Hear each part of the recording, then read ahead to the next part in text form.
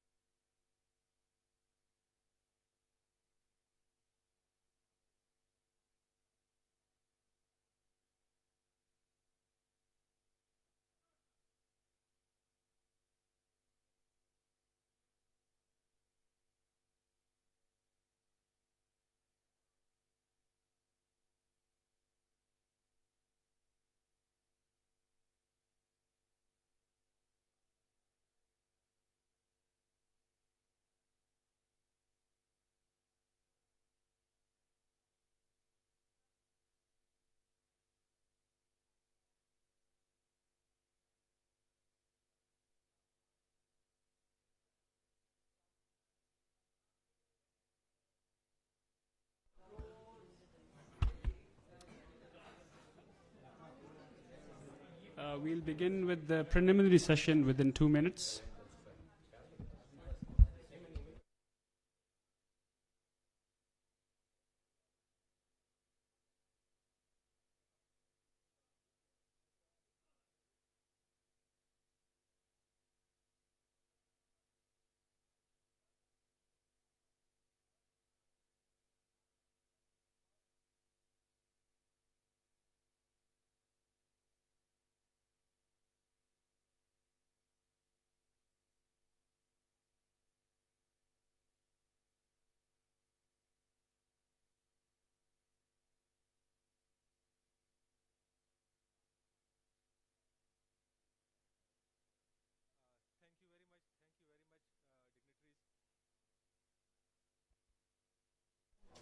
Hello.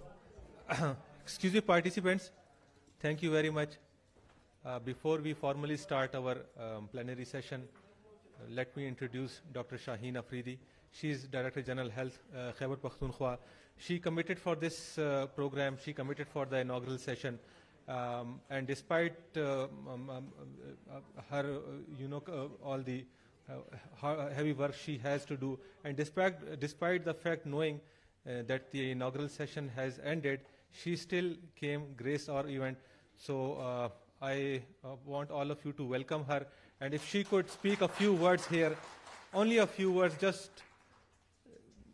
say something, all you know about anesthesia. I don't know anything about anesthesia. Bismillahirrahmanirrahim. Number one, this is an honor for me to be here. So I am really thankful to all my dear colleagues जिन्होंने मुझे invite किया. And I wish कि इस तरह की gatherings हमारी frequent हों, जहाँ पे हम system के लोग और clinical experts मिल के कुछ चीज़ों पे discussions करें. मैं थोड़ा सा, क्योंकि हम ज़रा सिस्टम के लोग हैं, तो मैं थोड़ा सा उस एंगल से करूँगी. एनेस्थीसिया का ना मुझे पता है ना मैं आपको बता सकती हूँ. वो आपकी एरिया ऑफ एक्सपर्टीज़ हैं और वो आप जानते हैं. दो चीज़ें जो मैंने देखी हैं. नंबर वन, एक चीज़ जो होती है एनेस्थीसिया इटसेल्फ, जो हमने देखा है सिस्टम के हवाले से, हमारे लिए उसके एक्सपर्ट्स की अवेलेबिलिटी एक बहुत बड़ा चैलेंज है. तो मुझे नहीं पता, आप लोगों की कॉन्फ्रेंस है, काफ़ी उस पर बहुत सारे टेक्निकल एस्पेक्ट्स पे आप लोग डिस्कशंस करेंगे, लेकिन एक एस्पेक्ट जिसके ऊपर मैं रिक्वेस्ट करूँगी कि कोई अगर आप अपना इंटरनल सेशन या डेलिब्रेशन करें कि how can we make sure कि एनेस्थीसिया की सर्विसेज एट पेरिफरी अवेलेबल की जा सके. उसके लिए क्या करना है? मतलब I can not give you a solution, you are the experts and you can guide us on this, लेकिन दिस इज द चैलेंज जो कि हम फेस कर रहे हैं. हमने बहुत बड़े बड़े अस्पताल बना दिए हैं, बड़ी खूबसूरत ओटीज बना दी हैं, उसमें बड़ी अच्छी state of the art anaesthesia की मशीन होगी, लेकिन अगर ह्यूमन रिसोर्स अवेलेबल नहीं होगा तो वो अस्पताल, वो ओटी किसी काम की नहीं है. तो we need your support on that कि how can we make sure कि वहाँ पे ये लोग अवेलेबल हो जाएं. उसकी ऑप्शंस बहुत सारी हैं, अब वो आप मुझसे बेहतर जानते हैं, लेकिन जस्ट टू फ्लोट फ्यू, हम I don't know whether we can do some short term courses for the medical officers, जो कि जिनकी हम ये एक्सपर्टी डेवलप कर सकें कि वो एटलीस्ट कुछ बेसिक सर्जरीज के लिए तो वहाँ पे सर्विसेज प्रोवाइड कर सकें. सेकंड इज, ओवर पीरियड हमें ये देखना पड़ेगा कि हमारे पास बहुत बड़ी वर्क फोर्स है in the form of nurses and paramedics, जो अब काफ़ी ज़्यादा क्वालिफाइड हो चुके हैं. पहले एक ज़माना होता था कि हमारे पास डिप्लोमा और मैट्रिकुलेट और उस टाइप के लोग होते थे. अब हमारे पास बीएस के लोग अवेलेबल हैं, जो शायद स्किल अभी भी डेफिशिएंट है, लेकिन नॉलेज उनको काफ़ी हद तक चीज़ों की होगी. ان کی اسکل کو امپروو کرنے کی ڈیفینیٹلی ضرورت ہوگی. تو you may propose certain things around that تاکہ ہم لوگوں کو سروس انشور کر سکیں. سیکنڈ جو میں یہاں پہ ایک بہت میرا خیال ہے کہ آپ لوگوں کی ایک بہت بڑی کنٹریبیوشن جو تھی, جتنے بھی اس کمرے میں ہال میں بیٹھے ہوئے لوگ ہیں, آئی ایم شیور ان سب نے کنٹریبیوٹ کیا ہے, وہ تھا جو آپ کی ہمارا ہیلتھ کیئر رسپانس تھا ٹو کووڈ. اس میں جتنا ہمارے انیستھیزیا کے کولیگس نے سپورٹ کیا ہے, because we had no one for intensive care and they were actually the people جنہوں نے ایم ٹی آئیز یا بڑے ہاسپٹلس کی تو میں بات ہی نہیں کرتی, وہاں تو ہم پھر بھی کہہ سکتے ہیں کہ کچھ سروسز ہوں گی. پیریفری میں تو ہمارے پاس کوئی سروسز نہیں تھیں, لیکن actually they were the people who were on the forefront and they actually provided all the necessary intensive care over there اور اس کے لیے جو guidance تھی. تو I am really thankful at this forum, want to thank all of you for the support which you have been providing over there. Thirdly, and I'll be very brief because میں آپ کا زیادہ time نہیں لوں گی, زیادہ تر تو آپ کی ٹیکنیکل ڈسکشنز ہوں گی اور آپ کا بڑا لانگ ایجنڈا ہوگا.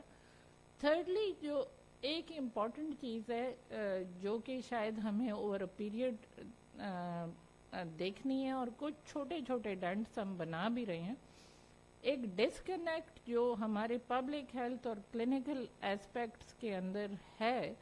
تو ہم ایک دوسرے دیکھیں, آپ ایکسپرٹس ہیں اپنی ایریا کے, اور ہم لوگوں کو سسٹم کے اینگل سے چیزوں کو پالیسی اور پلاننگز کے ساتھ لے کے جانا پڑتا ہے. تو ان دونوں کو اکٹھے مل کے کام کرنا ہے. تو we need to have forums جہاں پہ ہم اس طرح کی ڈسکشنز کریں اور ان چیزوں کو جو بھی ریکوائرڈ ہے ان دا اسپیسیفک فیلڈس ان کو آگے لے کے جا سکیں. تو آئی وڈ سجیسٹ کہ اگر ہم اس اپرچونیٹی کو اویل کریں اور آپ ہمیں کچھ اس میں سجیشنز دیں کہ ہم اس ٹائپ کی ایک چھوٹا گروپ بنا سکیں جس میں آپ کی طرف سے 2-3 ریپرزینٹیٹیوز ہوں اور کچھ ہماری طرف سے ہوں, اور ہم جوائنٹلی اس کو because the technical expertise obviously is required, اور یہ ایک ایسی فیلڈ ہے جس میں وہ بہت زیادہ ڈیفیشنسی ہے. تو ہم پالیسیز کو ایکچولی الائن کر سکیں گے ایٹ آل لیولز. جنرلی ایسا ہوتا ہے ایک نوٹیفیکیشن آتا ہے, آپ لوگ دیکھتے ہیں, آپ کہتے ہیں یار یہ کیا چیز ہے, یہ تو چیز ہونی ہی نہیں چاہیے تھی اس طرح. یا ہم کوئی اکوپمنٹ لیتے ہیں تو کل کو انیستھیزیا یا کسی بھی اسپیشلٹی کا جو بھی ایکسپرٹ ہوتا ہے وہ کہتے ہیں جی یہ چیز تو آبسولیٹ ہو گئی ہے. اب یہ چیزیں ہمیں تو کوئی بتائے گا, بیکاز ہم تو ٹیکنالوجی پہ پوری طرح اپڈیٹڈ نہیں ہوتے. تو وہ فورمز ہونے چاہیے جہاں پہ ہم جوائنٹلی اس ٹائپ کے ڈیسیجنس لے سکیں. تو I am really thankful again to all of you for inviting me over here. I am here on behalf of the department and we will انشاءاللہ بی آلویز ریڈی. جو بھی ہماری طرف سے کنٹریبیوشن ریکوائرڈ ہوگی وہ ہم ضرور کریں گے. Thank you very much.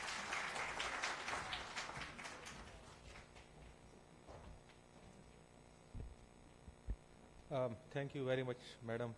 They were truly word of wisdom. مطلب جو ڈسکشن شاید ہم گھنٹے بیٹھ کے کرتے ہیں, میڈم نے یہاں پر 5 منٹ میں دریا کو کوزے میں بند کر دیا ہے. بہت کچھ ڈسکس ہوگا اور بہت کچھ ڈسکس ہونا چاہیے انشاءاللہ. لیکن آپ آئی ہیں, ہم آپ کے شکر گزار ہیں. We are very much thankful to you. اور as a token of appreciation میں بریگیڈیئر سلیم صاحب کو دعوت دیتا ہوں, آئیں اسٹیج پر اور میڈم کو پلیز ایک سوینئر جو ہے وہ ایک ان کو عطا کر دیں. Please sir.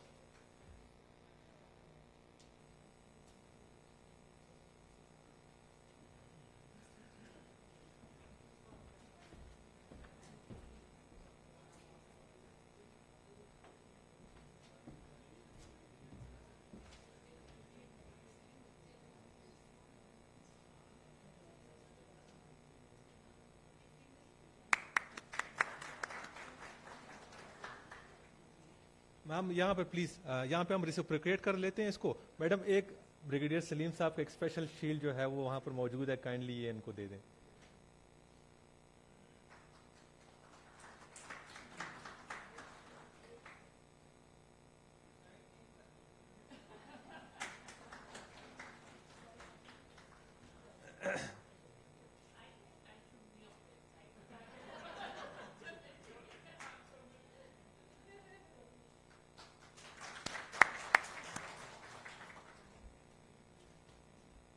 Thank you very much.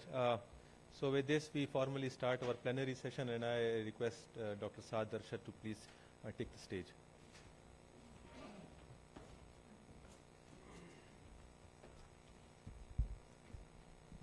Assalamu alaikum and good evening, honorable speakers and respected guests. My name is Nukhba Arshad, and my co-moderator for today is Dr. Saad Arshad, postgraduate trainee, Department of Anesthesiology, MTI Lady Reading Hospital, Peshawar.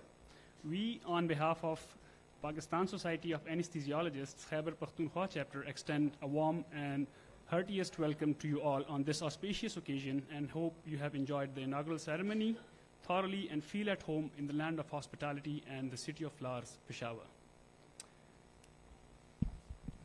It's indeed an honor and privilege to be addressing such an august gathering comprising of senior faculty, respected dignitaries, and other colleagues related to anesthesiology from Karachi to Peshawar, Gilgit to Gwadar, and from around the world. We will now formally commence the scientific program of our conference by starting off with the plenary session. Several honorable speakers will now be invited on stage to enlighten the audience on their designated topics. We would hereby request the audience to maintain silence during the plenary session. The duration of this session will be 2 hours and 20 minutes.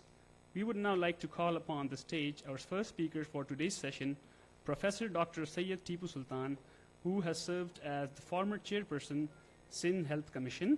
He has also served as the head of anesthesiology department and as a medical superintendent at Karachi Civil Hospital. One of his greatest contributions at civil hospitals was setting up of its ICU facility in 1991. He has received his training in anesthesiology at London's prestigious Charing Cross Hospital. Today, he is going to be speaking on the evolution of anesthesia in Pakistan. Please welcome him on stage.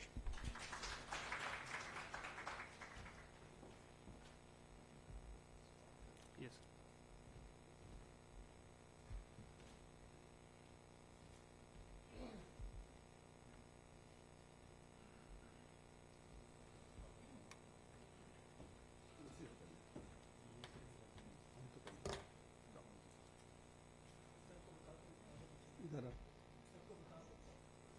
कौन वाला ये वाला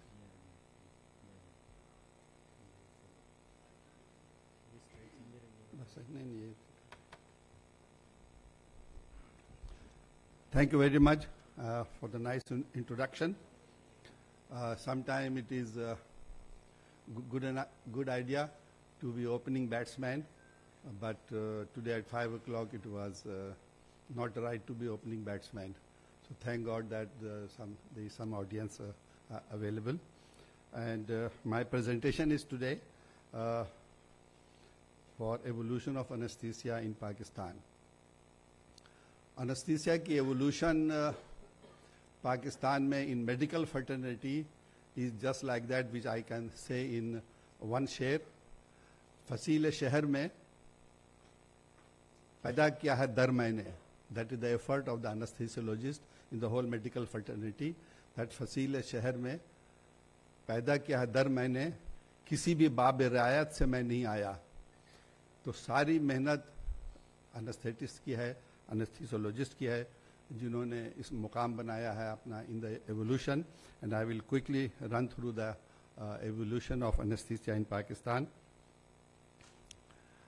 Well, definition of anesthesia, again, the most friendly person who prevents the patient and saves him from the wrath of the surgeon who is just making a mess of my patient, and he looks after the patient. So he's the only person who is a real friend of the patient. Well, the process of evolution started with in this part of the world or in Pakistan with a factor that who is practicing anesthesia and again how it is being supported scientifically or industrially or financially, and that is the main part that any evolution will happen here. Now this is the person I'm talking about. This is a he anesthetist. I cannot dare to present a she anesthetist like that. Horrible. That will be, I will be, मेरी बड़ी पिटाई हो जाएगी इधर. So it is a male anesthetist, and you can see that he has got 10 hands, he has got lot of eyes, he has got lot of ears, and he is working very hard. He has got very small stomach, hardly finds time for any food. He has got a huge big bladder because he can't go to the loo, that sort of thing. And this is the person I'm talking about, and the evolution of the specialty which an anesthesiologist is supposed to be. Of course, female anesthetists are most welcome, but I don't expect that sort of management by female colleague. They can do some of these jobs. There is no problem for that.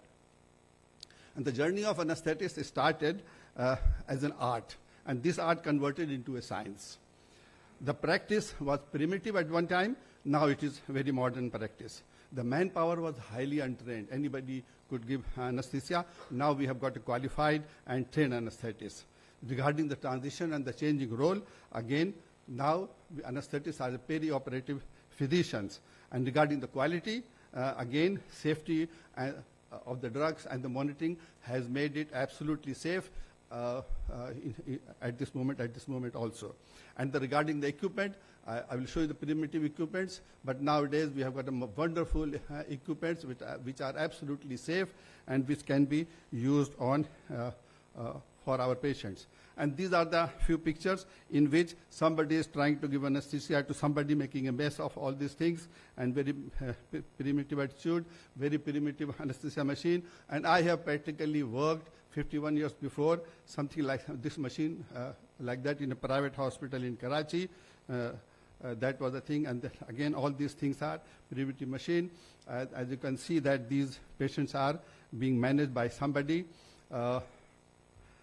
And nowadays we have got these modern machines which has got wonderful vaporizers, which are absolutely accurate and safe for our patients. So these are the things which we are managing, and this journey has happened in the last 50 years.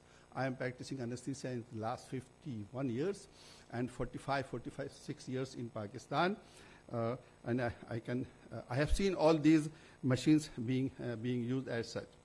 Regarding anesthesia, this scientific and documentation, anesthesia has been practiced since last about 200 years.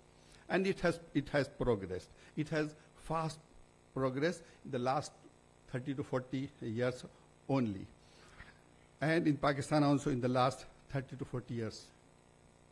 In the early years, an anesthetist was an assistant to a surgeon. I have seen that. And anybody could give anesthesia, anybody was asked anesthesia, and in Jinnah Hospital I have seen the technicians giving anesthesia, in civil hospital also, that sort of terrible attitude, and they were given anesthesia. And that made realize that surgery cannot progress without a safe and competent anesthetist. And that has later on, in the last 30 to 40, 50 years, converted a specialty and anesthetist into a specialty of its own. We are so proud of it. Responsibility has come out, which was at one time nobody was responsible, no anesthetist was responsible. Now the anesthetist is responsible for perioperative management, postoperative management, perioperative management. He is a pain specialist. He is a professional person who is dispensing the whole anesthesia, and he is a research and development person also. And he is a trainer. He trains, he finds a replacement for himself. And that is the beauty of it. And that has made it realization that this is some specialty, and a surgery cannot progress without the anesthetist. So I can say very safely that development of surgery is dependent on development of anesthesia in our society. And of course, to reach this status, tremendous evolution has happened in the world, which I am a witness. Brigadier Salim Saab also a witness. Mehdi Mumtaz is also a witness that we have seen all this is right in front of our own eyes. And in Pakistan, this evolution, I have very conveniently divided into time zones. One is from Pakistan starting, that is 1948 to 76. Why 76? Because I happened to land in 1976 back to Pakistan. So I have taken that zone into that. Then from 1976 to 2005, again why 2005? Because I retired in 2005, 17 years before. And of course, a lot of things are happening after 2005 since I am retired. But of course, I am keeping an eye, and there are a lot of colleagues are here who are from that zone, and they are head of department.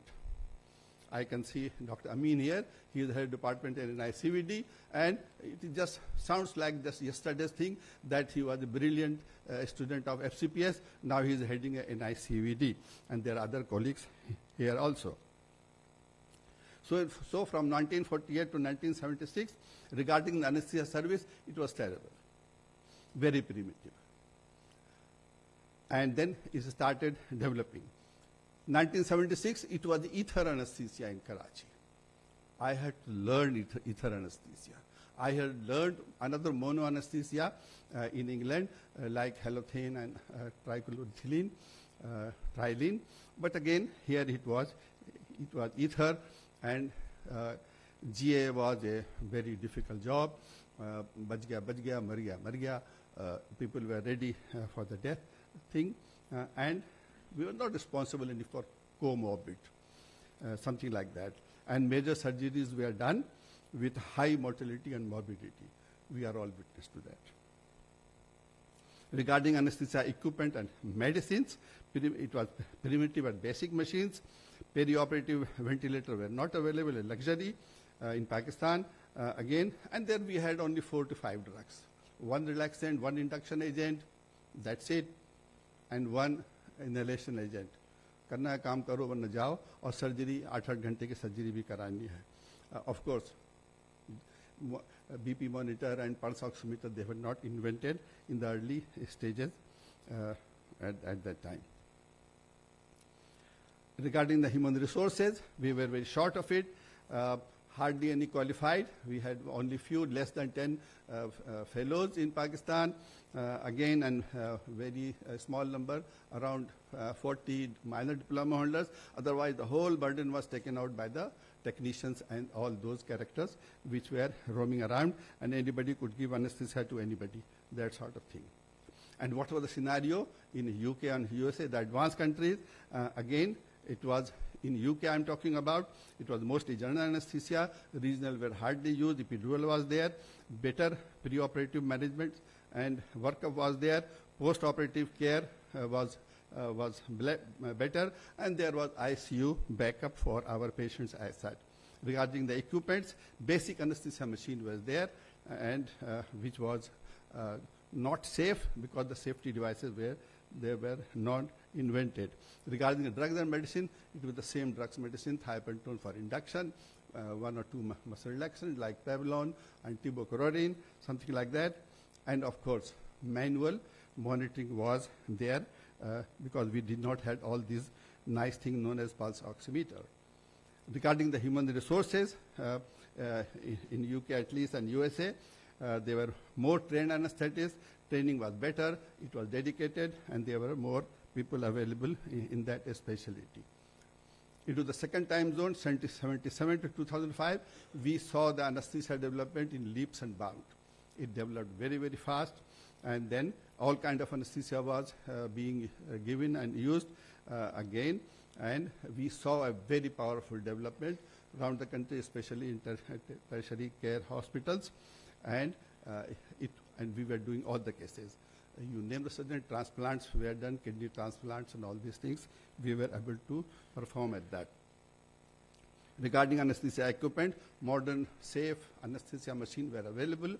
They were procured, and we had exactly the same machine which was used in other parts of the world because, again, laws were there, and there was some sense in getting all these equipments and monitoring equipments.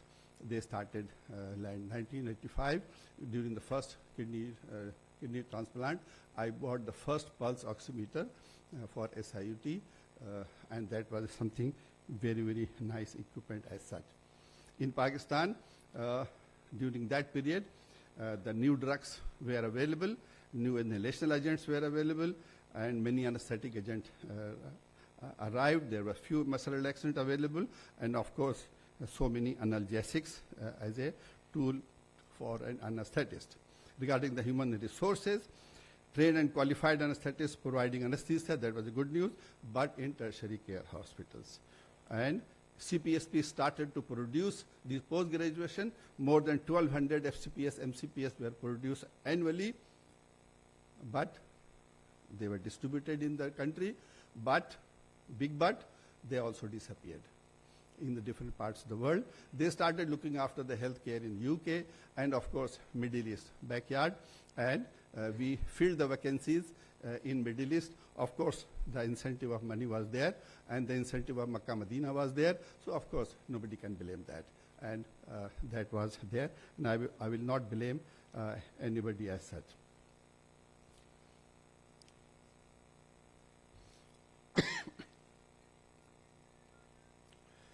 In UK and USA at that time, safe and acute anesthesia was available, and full range of monitors and all these latest equipment and good ICU services were available at that. And then coming after that, what happened after 2005 onwards, there was a great advancement. Big cities, now they have got all the modern anesthesia machine, ICUs, tertiary care hospitals all have got all these facilities. Organ transplant is being performed in all the province of Pakistan as such, and supportive intensive care unit, HDU, and step down is available. Again, good news for the patient that their survival has increased, and of course now there is nothing known as not fit for anesthesia. There is nothing known as 30-40 years before this term was used, fit nahi hai. Now we are very proud that all the patients are manageable. And of course, this journey began as from mono anesthesia, mono agent to other agent. And ether and chloroform survived for decades and decades. Then inhalation routes were used, and we were giving a limited anesthesia and limited surgery, and of course there was high mortality and morbidity as such. Then after ether, another mono agent came, which was halothane and trichloroethylene. 1976, halothane was introduced in Karachi, in Civil Hospital Karachi. We introduced halothane, and we got rid of ether because every theater was smelly for general anesthesia and especially C-sections, something like that. So we used halothane, and of course trichloroethylene was here also, which was also in UK also. We have used trilene as such, and halothane here, and of course that was used with barbiturate, thiopentosodium, and this mono anesthesia. Laparotomy was performed into a deep anesthesia, stage 3, plane 3, and without any muscle relaxant by my senior colleagues. And I used to wonder that how this surgeon is so satisfied with this mono anesthesia in the hospitals, Civil Hospital Karachi also, in some private hospital also. Then came the balanced anesthesia. And this is just a combination of few agents for different activities known as induction, maintenance, analgesia, anesthesia, amnesia, and muscle relaxants. And that was something great we had achieved. And this was goal-orientated, and perioperative checkup was there, monitoring of vital organs became a norm, and fluid balance got the importance. Before that, people were not as clear as that the status of fluid balance is very important for the patients.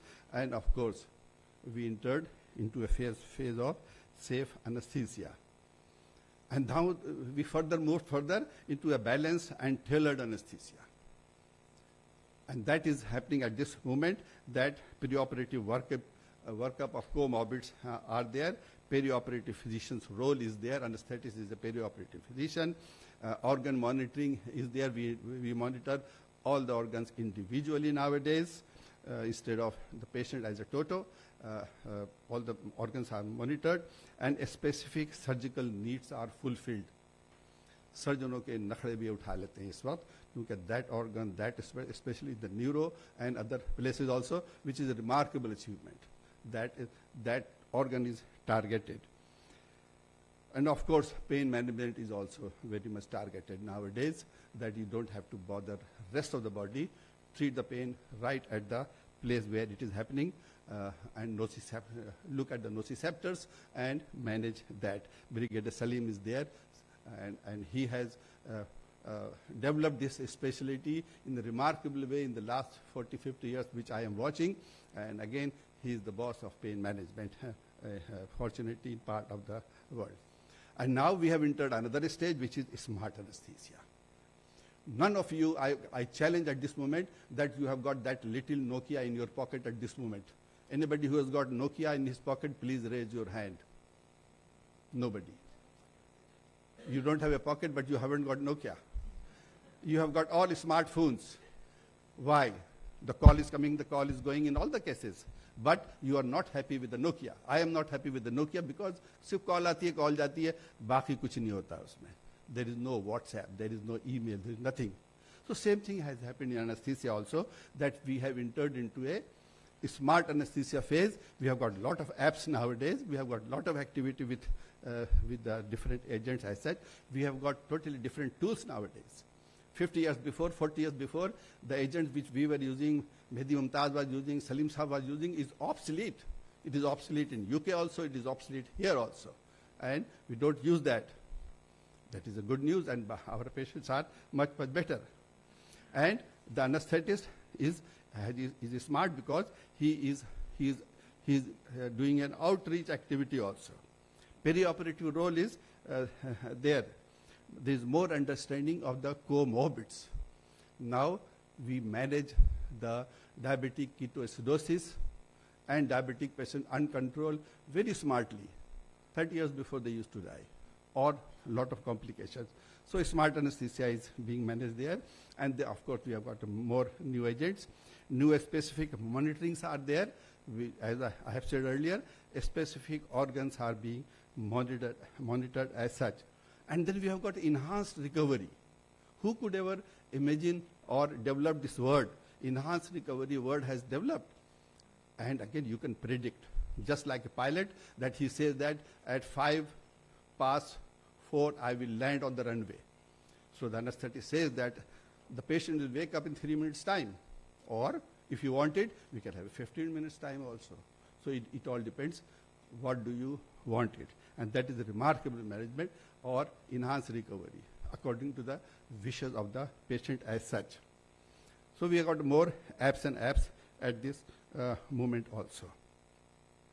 Of course, all these things has happened, but there are a lot of pitfalls. Nothing to be said about it, but there is a pitfalls, and I can see here that these wonderful drugs are not used in all the places. Shame. It is only used in tertiary big hospitals. What happens 50 miles from the city, Lahore or Karachi or Peshawar? So that is something that we have got a two anesthesia. One in the big hospital, tertiary care hospital, well-equipped hospital, and the other anesthesia is at the periphery, and again, that is not acceptable as such. Regarding the trained person also, trained persons are available in the cities, periphery, they are not available. So there are a lot of 101 reasons for it. As the Director Health, she has just mentioned that this is the ground reality at this moment. And this is the pitfall, and there are these problems we are going to face as that. So now what is the way forward as such? So anesthetist has become a perioperative physician. That is very good news. Safe and accurate anesthesia services for all should be there.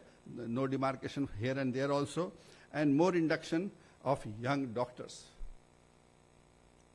This hall is full of young doctors, and I am sure you want to be anesthetist. Please become an anesthetist. We are short of anesthetists, so all the young people who are sitting here, if you are becoming a anesthetist, good news. And I would beg you, request you to become an anesthetist, because this is one of the most wonderful specialty I ever know as such. New agents are coming after every few years. There is a good news also. And there are more monitoring and safety features have come. So please use that. And they are invasive and non-invasive as such. And we have got a lot of equipments which are waiting to be used as such. Integral monitoring is happening around. And it costs to the patient more, which of course I resent at that. Highly trained persons will be available, and they are available at this moment also. And there is more involvement in ICU. ICU is a wonderful place where the surgeon is happy that he dares to take the patient to the theater because there is intensive care available. And we are very happy that we can manage this patient into intensive care unit. Doesn't matter if his different organs are either in failure or dysfunctioning. So again, that is one of the best news. And there are more and more outreach programs. Thank you very much for your attention.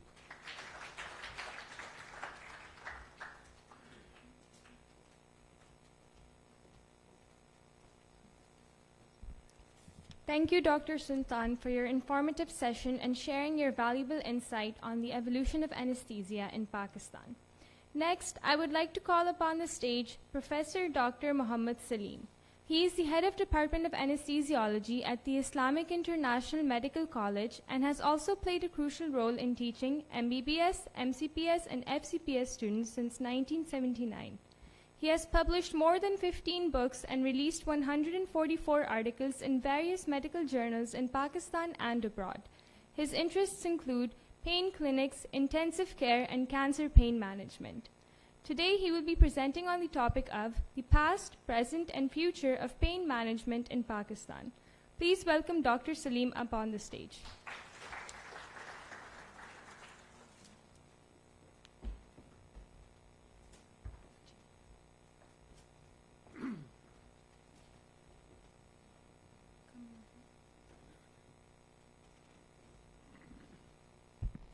Thank you very much. सबसे पहले मैं शुक्रिया अदा करूं कि इन्होंने मुझे बुलाया यहाँ। बूढ़े आदमियों को ये लोग याद रखते हैं वैसे।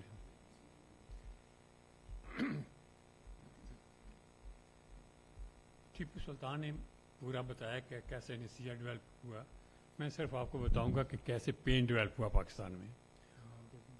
इलाज कर दें। ये सलीम ये वाले ऊपर नंबर 2।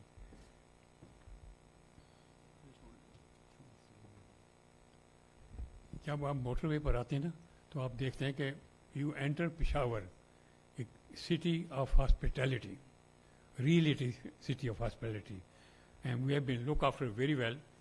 मैं तकरीबन यहाँ 12 बजे पहुँचा तो देखा कि 12:15 बजे I was in the room.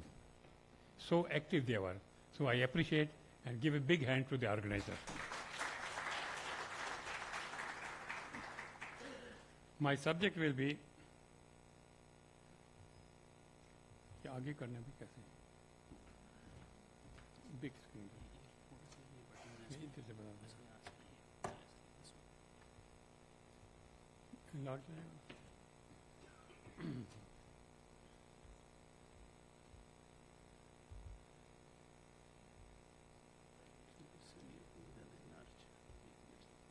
Pakistan में हम लोगों ने एनेस्थीसिया शुरू किया।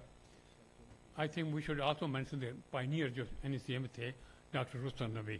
He was the first person, 1948. He was the professor of King Edward Medical College. Rustam Nabi, Professor Rustam Nabi. He was the first person there.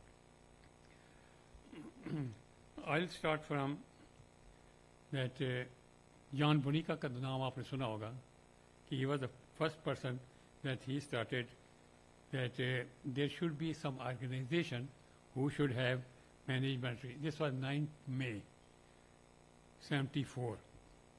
And in Pain Pakistan, ये पीछे जा रहे यार,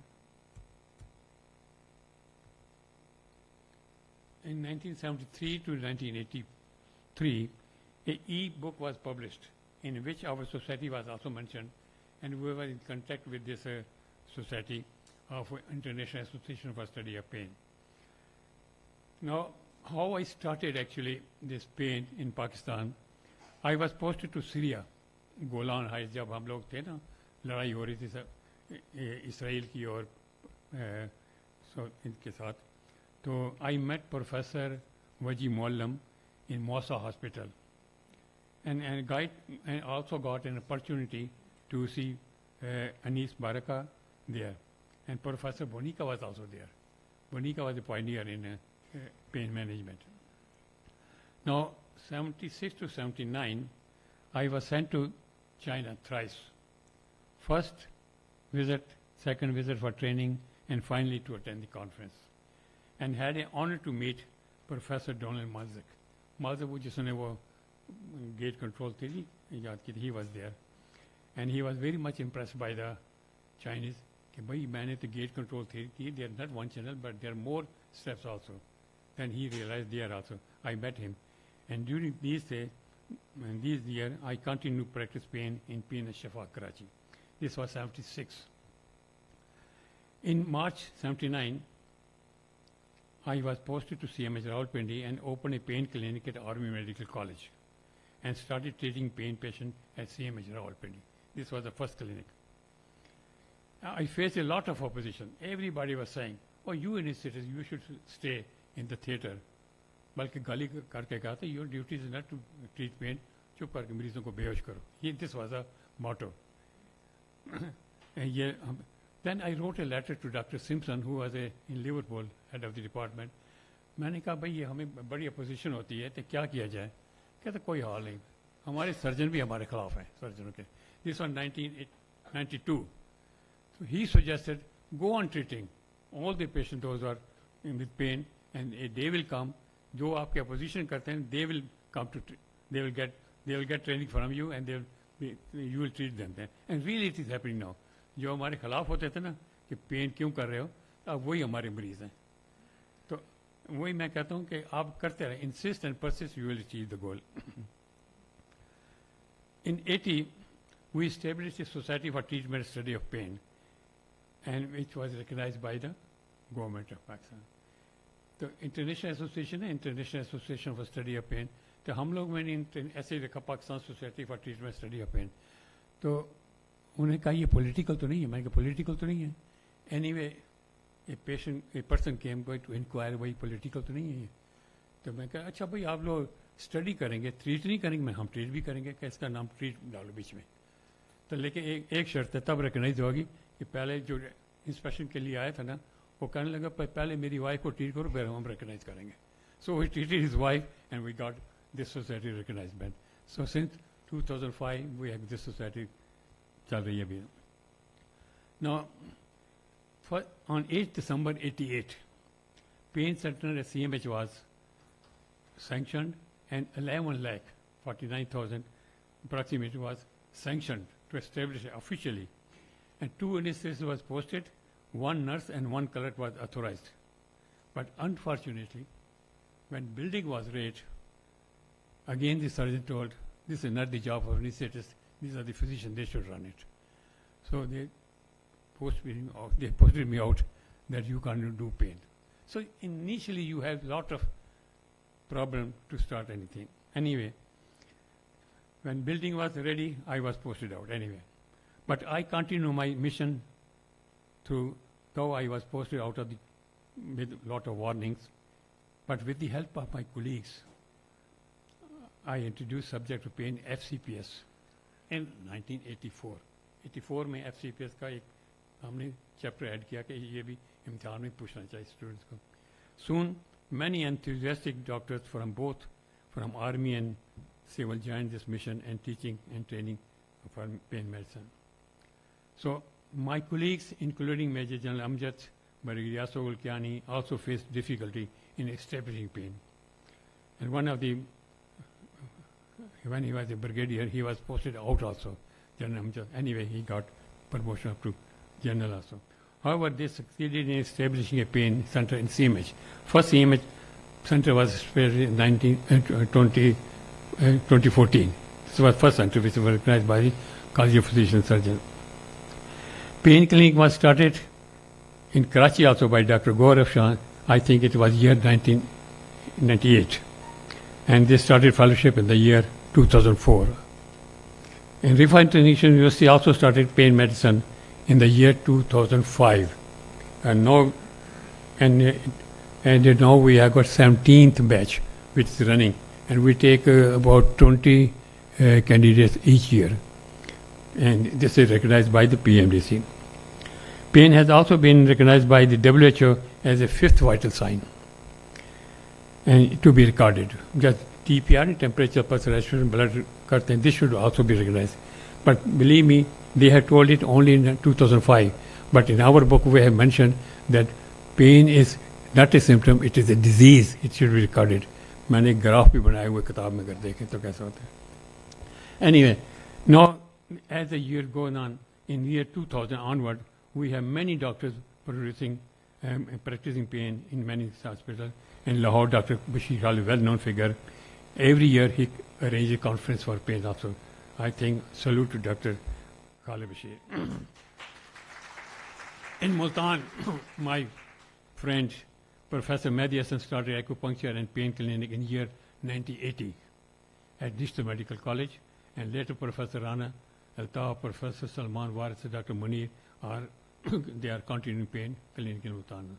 Recently, Digital Medical College has been recognized by CPSP for pain training center under the supervision of Professor Munir and other doctors.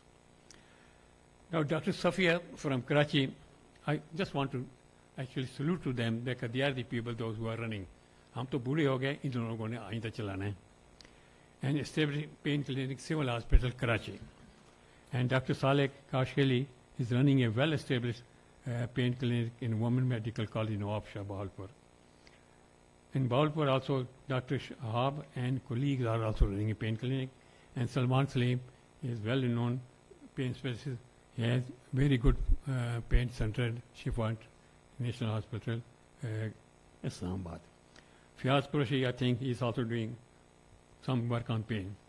There are other doctors, not anesthetists, but they are also practicing pain, such as Jamil Sabit. They are anesthetists, but some of them, they are not anesthetists. Shahzad Anwar, Mubashir Shahid, Mirpur, Agha Sajjad, and Zahid Rustam. Now, in almost all the hospitals in CMHs, there is some sort of pain clinic. They are doing their pain clinic. In future, will be subspecialty of pain also. जैसे अब cardiac anesthesia आता है, pediatric anesthesia. I think orofacial pain specialist, cancer pain specialist, neurogenic pain specialist, phantom pain specialist, and specialists in pain in women and pain in children. There are many specialists are coming up. The future of pain specialists, our future pain, are many. These are those who have done fellowship, and they are doing somewhere in Pakistan. They are doing all sorts of pain, and there are many more also. These are our specialists. Some of them present also here. Now, before I say that these pain specialists, they are my students, but believe me, they are so expert. Now I learn from them. I think that when you will be specialist, your student भी आपसे आगे जाने चाहिए. Believe me, मैं इतना नहीं करता जितना कि ये लोग आप एडवांस हो गए हैं. अपने एपिड्यूरल अलावा they are doing many other procedures also. Radio frequency हो गई, kyphoplasty वगैरह. They are doing all things. I think they should carry on this.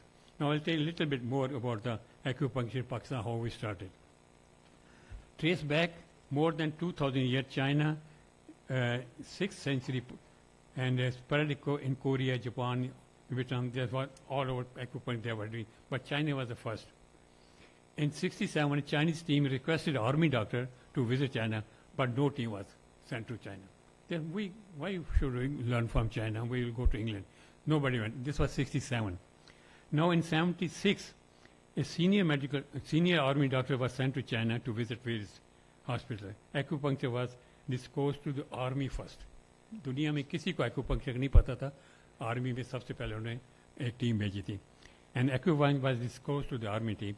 And year 77, a team was sent to learn acupuncture. And this was when I was Syrian, this was 1973.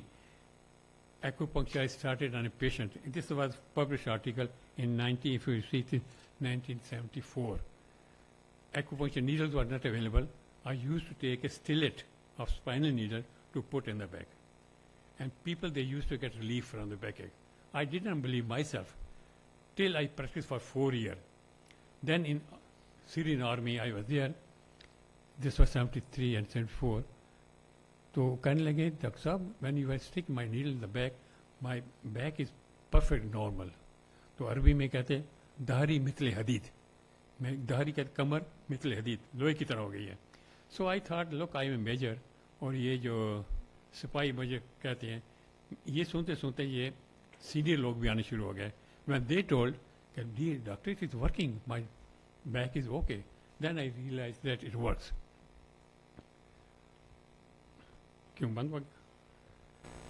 So these are the few I used to practice. These are the few patients, phantom limb and all this sort of TNS.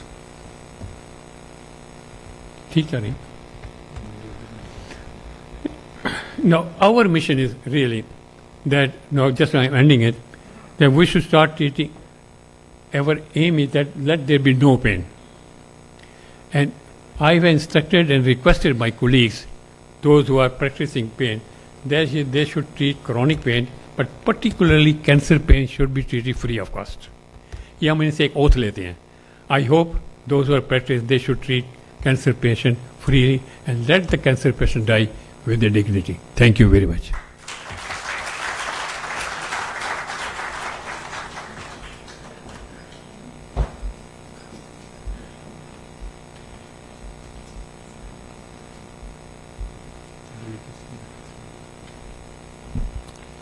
Thank you very much, Dr. Salim, for sharing your pearls of wisdom on the topic.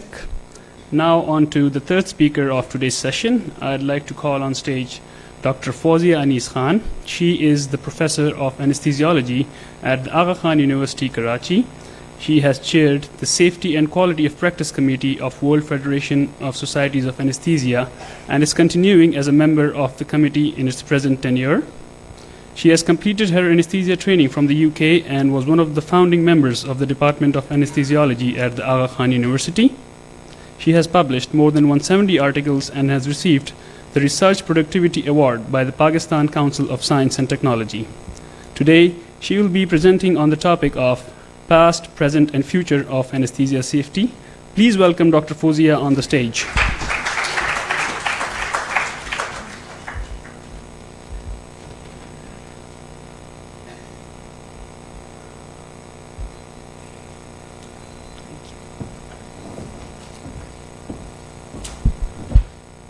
Assalamu alaikum. First of all, I would like to thank the organizers for inviting me to this meeting. I'm coming to Peshawar after nearly 20 years, and it's a pleasure to be here. I've been asked to speak on anesthesia safety, past, present, and future. Now, I have no conflict of interest to declare, apart from being a current member and former chairperson, Safety and Quality of Practice Committee of the World Federation of Societies of Anesthesiologists. Now, the concept of safety, what's the definition? WHO has given us a definition saying that patient safety is the prevention of errors and adverse events to patients associated with health care. And I think we should be proud of the fact that this concept originated from anesthesia. Patient safety concept started from anesthesia and was popularized by anesthesia practitioners. You're all familiar with this picture.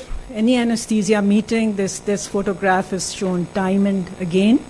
It's on 16th of October, 1846, when the first ether anesthetic was given. It was only 3 years later that this report was published. And this was a young girl, Hannah Green, who had a chloroform anesthetic for removal of toenail.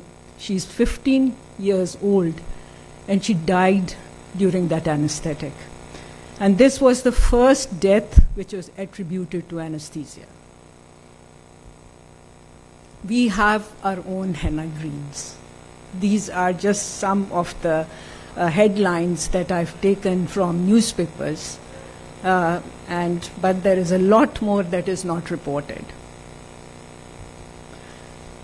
Now, for several years, anesthesia mortality has been taken as a surrogate measure of anesthesia safety.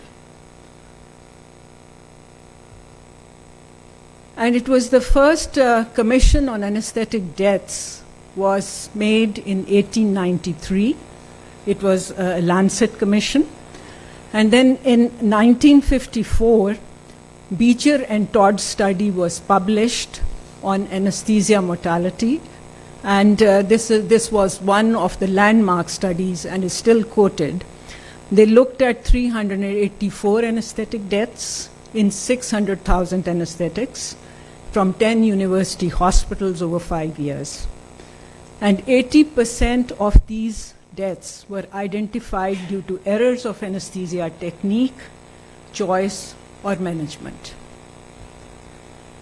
Now, there have been several studies over the years relating to anesthesia mortality. Many, many studies. I've just put the initial few. And over the last 2 decades, most of the published studies, they have reported anesthesia-related mortality rates ranging from 0.5 to 1 per 10,000 anesthetics, or even lower, which is at least a 10-fold improvement over the last 20 years or so. This was again a landmark paper. This was a systematic review that was published in Lancet again in 2012. And the authors looked at all studies published till February 2011. It has a sample size of nearly 3,000 literature reviews of published papers. And they found that there had been a decline in anesthesia-related mortality, and this was greatest in high-income countries. So what are the problems in interpretation of data for mortality studies? One thing, the biggest problem is the bias. There is incomplete information. There is retrospective assumptions. There is hindsight judgment. There is also interplay of multiple factors. And a very important fact is that the denominator is unknown. And there is lack of risk stratification. So what have been the lessons that have been learned so far from anesthesia mortality studies, all the literature that is available? The incidence of death related to anesthesia is higher in neonates and infants, in those patients with advanced age, a higher ASA status, the complexity of surgery, and emergency surgery. Mortality is higher with general anesthesia versus regional anesthesia, though this is debatable, and there are many reasons given for that. Human error plays a major part, and system errors are the ones that should be targeted. I'll talk a little bit more about that. Anesthesia-related mortality has decreased over the past 2 decades, and the decrease, as I said, is more pronounced in higher income countries compared to those countries, lower middle income countries like ours. There is inadequate preoperative preparation seen, and cardiovascular and respiratory mismanagement and inadequate monitoring is present in a large number of cases. Now let's come to critical incident monitoring. Critical incident monitoring, Jeffrey Cooper was the father of patient safety research. He took the concept from aviation, and he published his first paper in 1978 and applied aviation-related analysis to anesthesia. I'm sure you all know the definition of critical incident. It's any untoward and preventable mishap which is associated with administration of general or regional anesthesia, which led to or could have led to an undesirable patient outcome. So the patient undesirable outcome does not need to be there, but if you think that the incidence could have caused, then it is still classified as a critical incident. This technique again has some limitations. One can only review data which is actually reported. There is therefore some missing data. Data may not be representative sample of what is actually happening, and unusual or dangerous events are more likely to be reported. So the absolute incidence of problems cannot be elicited due to lack of denominator, and bias is how the information is interpreted. But it's a technique which is a low-cost technique, and it is something that can be practiced in a country. Now, let's come to standards. Standards for patient monitoring during anesthesia. Again, historically, they started from the Harvard Medical School, and a group of anesthetists got together, and they said there should be something called the minimum monitoring standards for anesthesia. And these standards had not previously existed. This was presented at the World Congress of Anesthesia, which was in Hague in 1992, and they were adopted by the World Federation of Societies of Anesthesiologists. There have been then a group of anesthetists was made through WHO and World Federation of Societies of Anesthesia, and they they revised the standards, they looked at them, and this resulted in a publication which was published both in Canadian Journal of Anesthesia and Anesthesia and Analgesia in USA, and this was published in 2018. So these are joint standards. Now, the important thing to understand is that these standards are recommended for all anesthesia providers throughout the world. It's not just for one country or high-income country or just low-middle-income countries. What is the aim of these standards? The intent is not to supersede the established national standards of any country.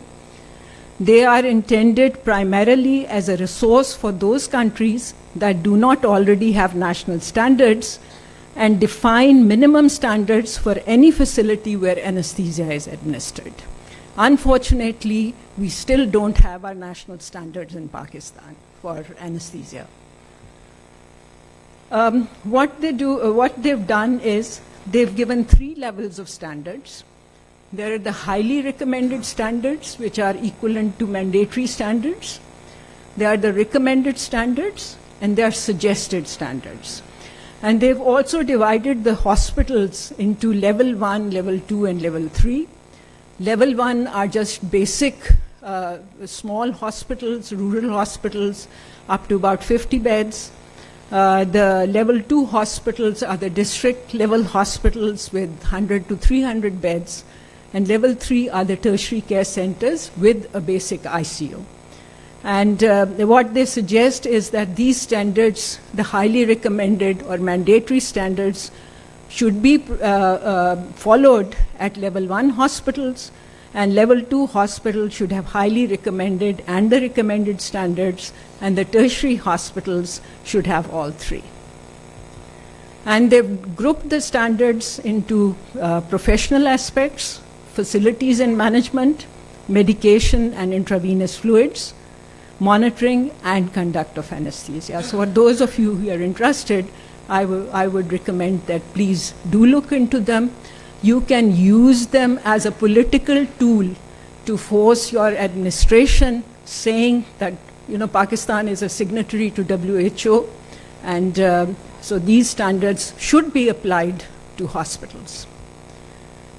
One of the problems is in implementation of these standards.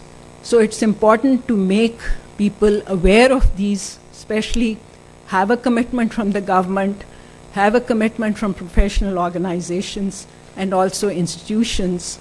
Resources do play a part, but these standards can be modified according to national resources, and they should be inspected and reviewed on an ongoing basis.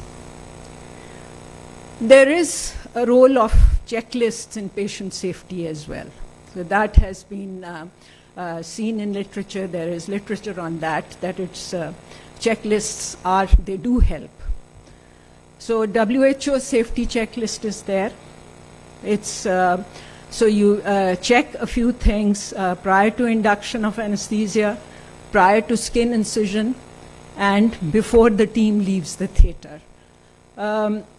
Some of the international organizations, they stress on the use of this WHO safety checklist. I'm familiar with Smile Train. Smile Train has made it mandatory that in this country as well, that if a case is being supported financially by Smile Train, then WHO safety checklist should be followed. There is role of registries as well. So collection of cases in registries, it can help identify risk factors and helps in formulating strategies to prevent complications. So very simple thing to do. अगर आप लोग कोई certain types की surgeries कराते हैं, just keep a record of those in a standardized manner. वो एक registry की तरह ही act करेगा. And one of the examples I've given is the ASA post-operative vision loss registry. What they did was they collected cases of patients with major prone spine surgery for extended surgical intervals with significant blood loss, and they identified the risk factors which were present for visual loss in these cases. Then there are emergency manuals available. So some of these are available free of cost on the net. Role of simulation in patient safety has come in a big way. So it's a part of human performance research. As I mentioned earlier, human error does play a big part in safety of patients. And it's not that har ek ko thousands of dollars or millions of dollars ki dummies chahiye. You can have simple mannequins, and of course, places that can afford can have high fidelity equipment present. But there's a lot of screen-based simulation available as well. And this was again started in States, and David Gaba in Stanford is still considered, he's alive, he's still considered the world leader in this. So medical errors, you talked about critical incidents, but now the thing is to have system-based initiatives, to look at things in a way how the system works. And root cause analysis is one method of how one looks into these things. But I think the important thing which one should learn is the emphasis on a blame-free culture. If you don't have a blame-free culture, very few things will work. So it should be taken as a learning exercise rather than putting the blame on each other. And practitioners need to feel safe to report errors, knowing that the aim is to improve safety. So one should also remember that we don't work in isolation in the operating room. We work as multidisciplinary teams. And although the contribution of anesthetist in this team is very, very important, which other people may not realize. So in 25% of the operating rooms, there are communication failures, and these may lead to inefficiency, waste, delays, tension, and procedural errors. So in the current literature, that is a lot of emphasis on training, team training. And I was glad to know, I think someone mentioned, I think Dr. Mujahid mentioned that there was something about teams and workshop on it, even in this meeting. So team training, It's a model for effective teamwork have been given, team leadership, mutual performance monitoring, backup behavior, adaptability, team orientation. Now, we should also be thinking about advocacy. That is an important thing that most of us, though we may be too busy in doing this. So advocacy, we should advocate safe anesthesia. And this was the reason why World Patient Safety Day was started, and it is universally now observed on the 17th of September. So there have been newer approaches to understanding failures. I've listed some of them here. Those who are interested can go and read up, because there's no time to discuss this. These are different tools on how safety can be improved. Just a word about safety 2. There is current literature on that. The definition that I gave you earlier was safety 1, but there's a term now called safety 2. Safety 2, they say, is the study of factors that make things work. So if there are 100 cases and something goes wrong in like 3% of the cases, they're saying now look at the 97% of the cases where things have gone right, and what were the factors and what were the variables that made them go right. So that's a relatively newer concept that has come in. Now, future. This is again an article. This has been published in Anesthesia and Analgesia from USA in its April 2022 issue. What they did was took a group of anesthesiologists from different parts of the world. This picture was part of the publication. And they asked them how anesthesia can be improved in their region, and give their views on that. Again, I would say, those of you who are more interested, please go and read up this article. And what they've done, they've summarized the views of the people in a table. I'll just read through the table quickly. So worldwide, it's being suggested implementation of national or international standards of intraoperative care in each country. Sustained efforts to support appropriate numbers and distribution of physician anesthesia providers. I think this is a thing that the DG was also mentioning about this evening. Support at national level to provide access to appropriate anesthesia-related equipment and drugs. Development and implementation of databases to track patient and safety outcomes. Extension of patient safety initiatives from intraoperative to perioperative care. And improvement and use of surgical anesthesia safety checklists. Initiatives to detect and prevent death from perioperative deterioration. Establishment of cultures of safety and teamwork in intraoperative and perioperative care, elimination of punitive outcomes and criminalization of medical errors, and lastly but not the least, allocation of safety research and resources to non-operating room anesthesia practices. This was an article that I published in one of the local newspapers on anesthesia safety in Pakistan. And again, from the point of advocacy, I would like to say to my junior colleagues that please do make the lay public aware of the role of anesthesia in their management. Just write, if you're not writing scientific articles, just write in the newspapers so that lay people can understand the importance of anesthesia. So just 2 or 3 more slides. Anesthesia safety in Pakistan. What do we need to do? Okay?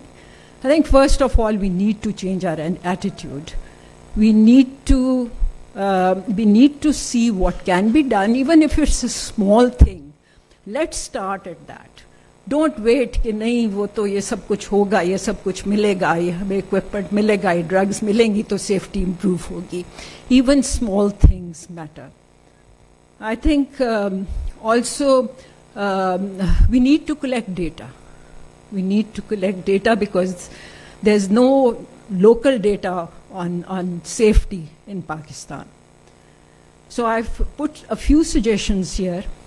We should have a buy-in from the government regarding safety. And I think our national society and our regional societies should play a part in this. There is need to collect data.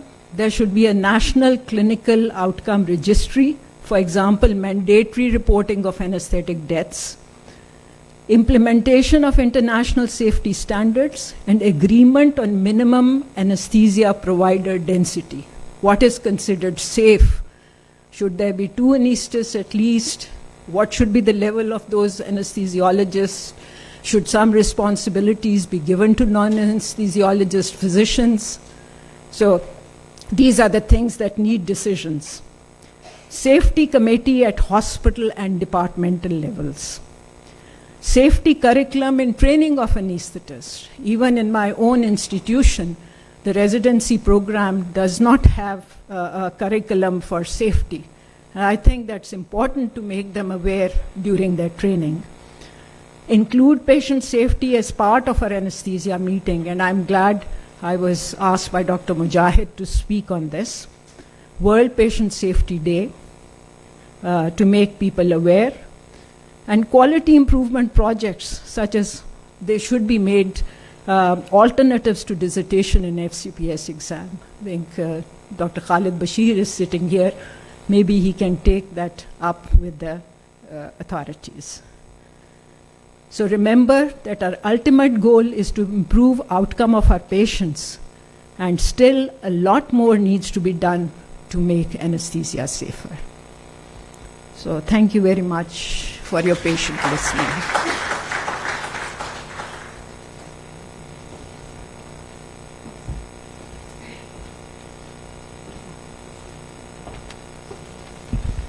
Thank you, Dr. Fawzia, for your commendable presentation. Moving on, we will now invite on the stage our next presenter, Professor Dr. Ashraf Zia. He's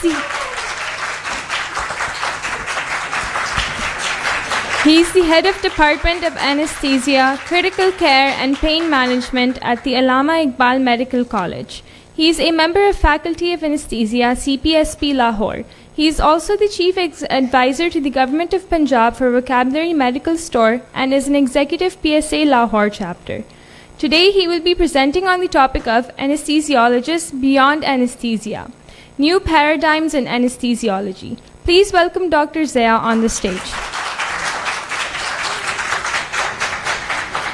Where is my presentation?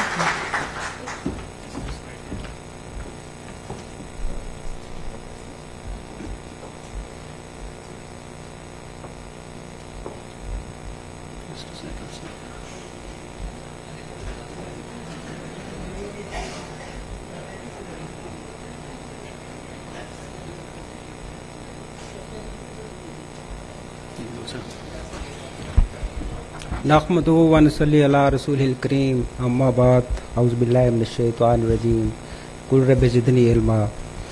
Assalamu alaikum. First of all, I congratulate the organizers and pay thanks to all of them for inviting me on this forum.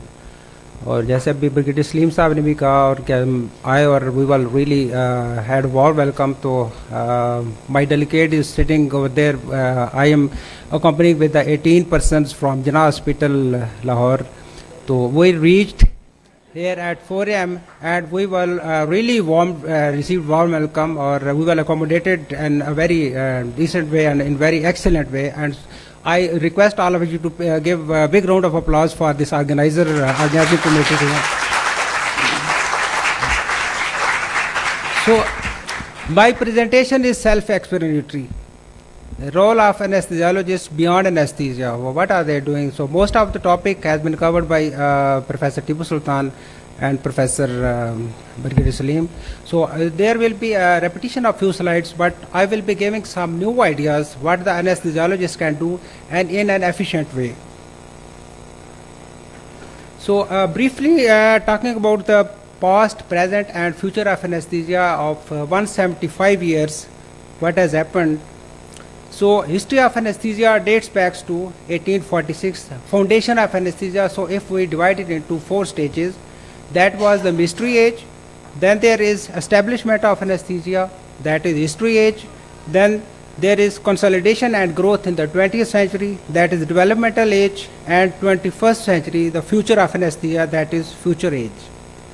So this is the pre-1846 foundation of anesthesia. It was the mystery age, something that is difficult or impossible to understand or explain.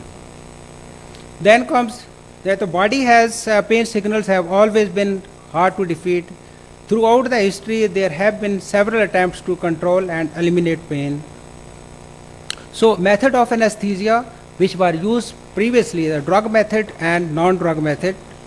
So it seems very ridiculous at this time to talk about this, that these were the different methods to anesthetize in the past era, to strangulate the patient till they are suffocated and lose consciousness and surgery is performed, beaten on the head with a club till they lose consciousness and surgery is performed, alcohol overdosage till they are really drunk, and well, you know the rest, what will happen to them.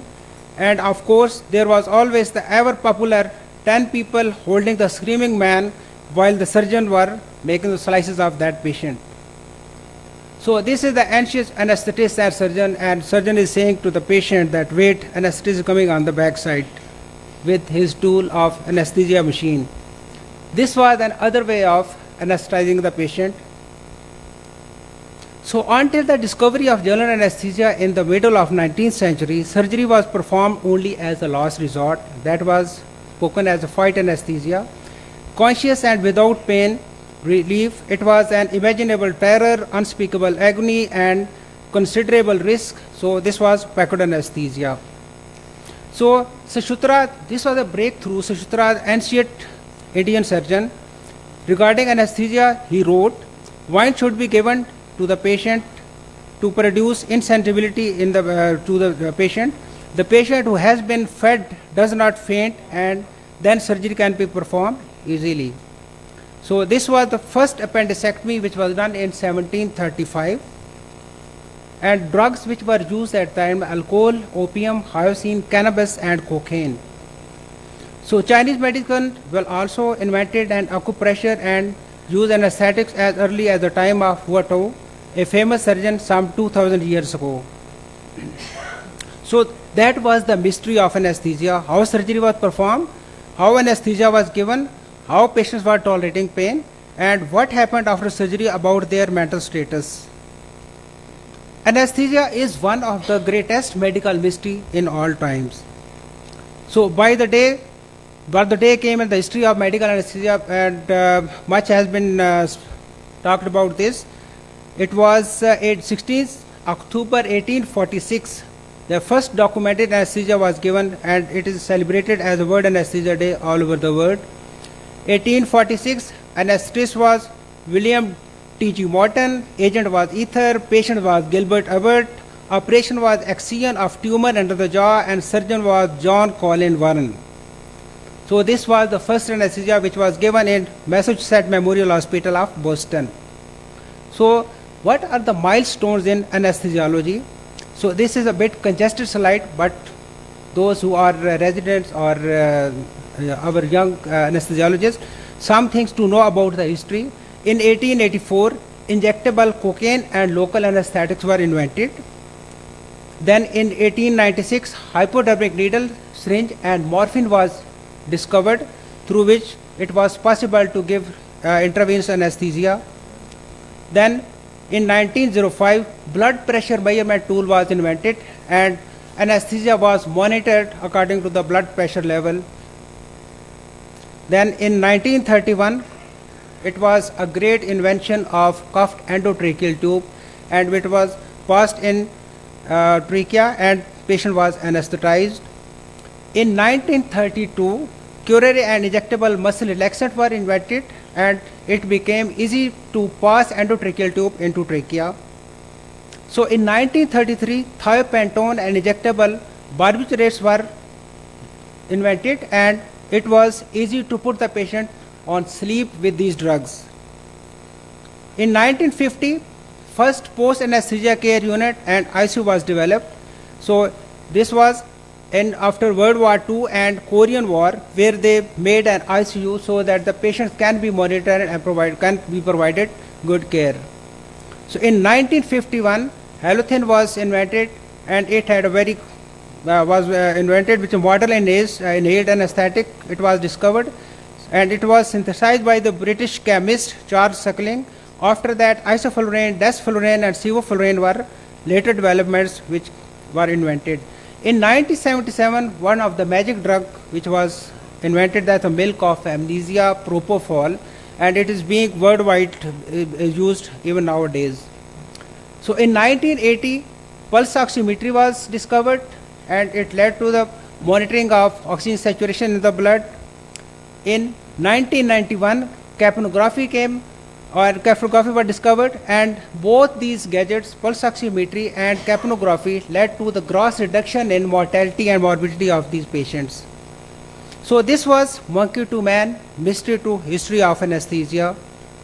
Evolution of anesthesia in 2000 BC, 1846, 1950, 2000 and 2014. The past still remains a mystery. Despite decades of anesthesia given for surgeries of all kinds, the precise mechanism through which general anesthesia works on the body remains a mystery. The best theory suggests that they dissolve some of the fat present in the brain cells, changing the cell's activity, but the exact mechanism is still unknown. So mystery of anesthesia was a history, but history of anesthesia is still a mystery. Anesthesia is the gift of unconsciousness and mystery of consciousness. So since 175 years, scientists have identified and explored several components of general anesthesia, including sedation, hypnosis, unconsciousness, immobility, analgesia, and amnesia. Anesthesia in present era. So this was the actual topic I wanted to discuss. In the present course of providing anesthesia care for the typical patient, the anesthesiologists are multitasking, being simultaneously involved in the processing of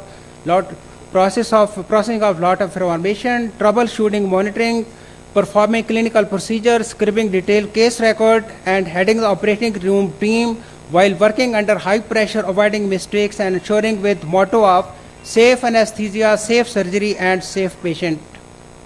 So today anesthesiologist's role extends far beyond the operation theatre, and it includes being part of the pre-hospital emergency response team, aiding in patient resuscitation in the emergency department, running the intensive care unit, handling everything from snake bite victim to comatose patient, acute and chronic pain management, and especially cancer pain management, providing sedation and anesthesia outside the operating theatre, radiological procedure, endoscopic procedures. So these are the services which are provided in the operation theatre, and these are the services which are provided outside the operation theatre. So coming to this, acute pain management is now being done by the anesthesiologist. EPM is the program, essential pain management, which is being practiced in many hospitals. RAT is recognize, assess, and treat the pain. Chronic pain is being treated by anesthesiologists, as Professor Brigadier Salim has already mentioned. Cancer pain, backache, discogenic pain, fibromyalgia, osteoarthritis, post-herpetic neuralgia, and migraine, all these are being treated by anesthesiologists. So here comes the role of anesthesiologists in present era. What they are doing much beyond anesthesia. This is a COVID-19 pandemic. Anesthesiologists work as frontline warrior and not taking off their self. So this everybody agrees that anesthesiologists change the paradigm. जहाँ पे जो एक change आई थी कि they took the lead in almost all hospitals all over the Pakistan, rather all over the world, and they treated a COVID patient not taking off themselves. So they worked in hot and humid weather, even when everyone was scared of this deadly disease. And anesthesiologists accept the challenges. in every critical situation, not taking care of themselves. So high flow nasal cannula, anesthesiologists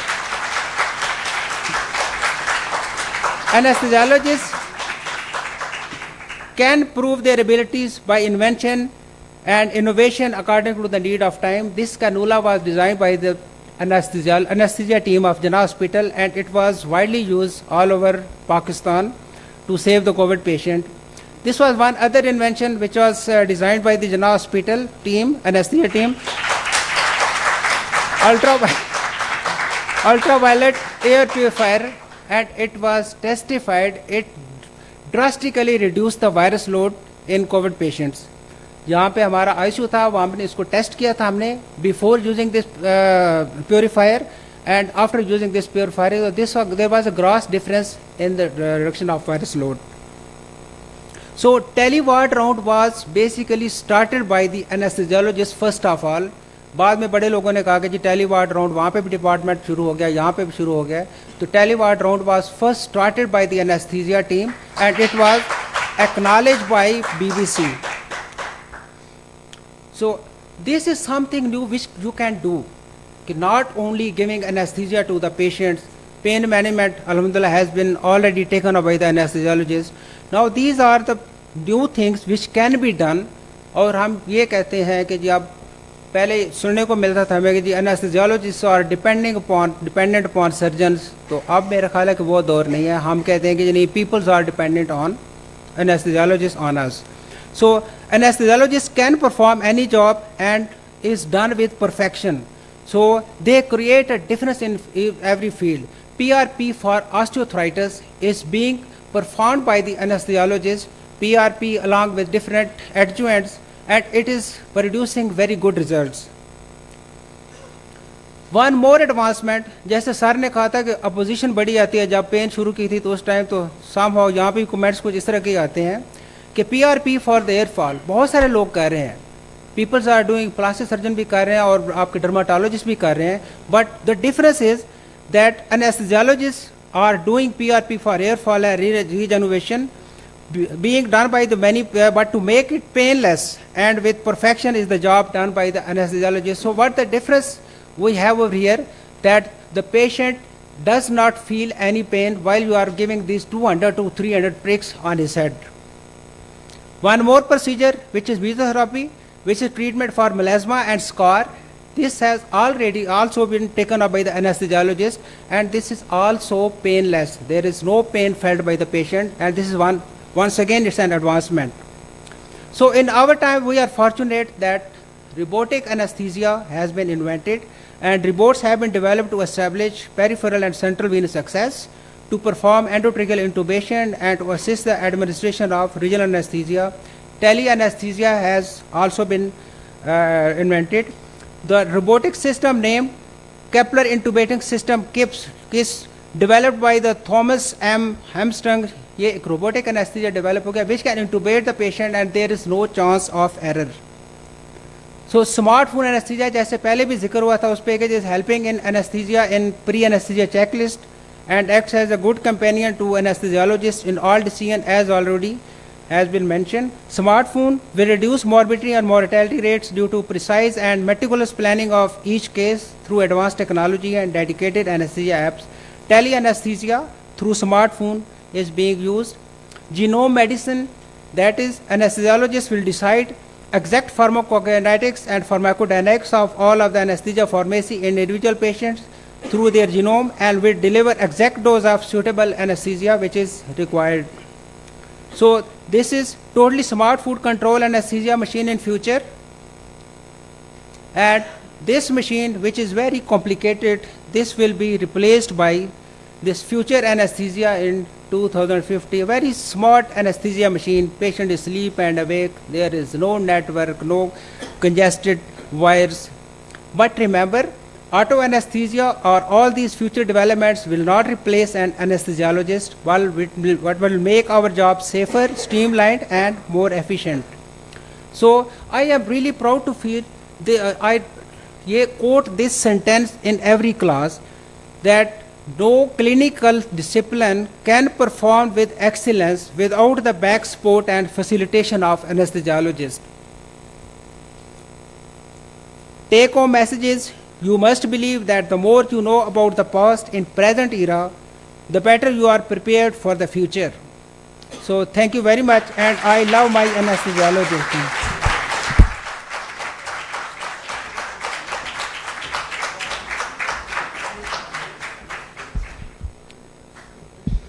Thank you, Dr. Zia, for such a thorough and informative session. One thing we now know about you is your residents and your trainees for sure do love you. I mean, the amount of clapping during this session has been enormous.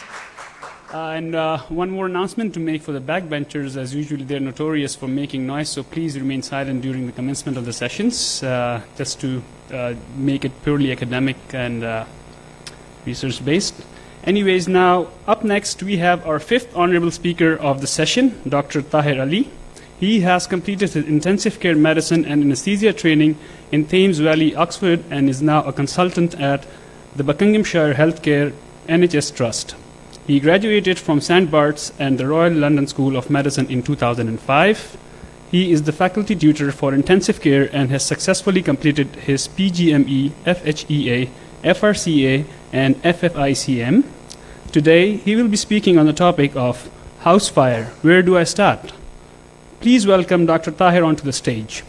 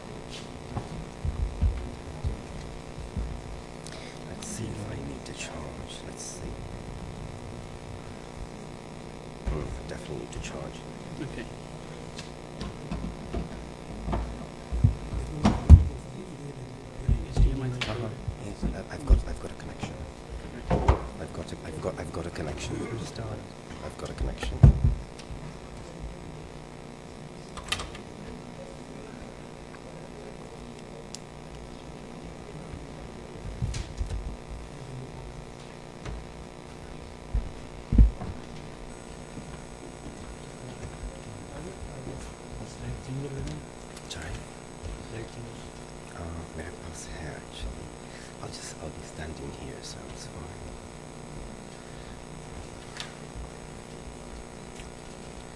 So, assalamu alaikum wa rahmatullah, everyone. Good to see an audience here. And firstly, I want to thank the PSA for inviting me to speak. I was given a 3-week notice by my very esteemed colleague here, and special thanks to Dr. Mujahid for inviting me with such good notice and collaborating with me, who's someone I have got to know over the last 4 years, and certainly over the COVID pandemic, where we've been sharing experiences with each other, because certainly I think all of you know that we had our surges before you by about 3 to 4 weeks, and then you rocketed up as well. So we were in constant communication on how to learn from our mistakes and from our positive managements. So this is actually my first experience in the PSA, and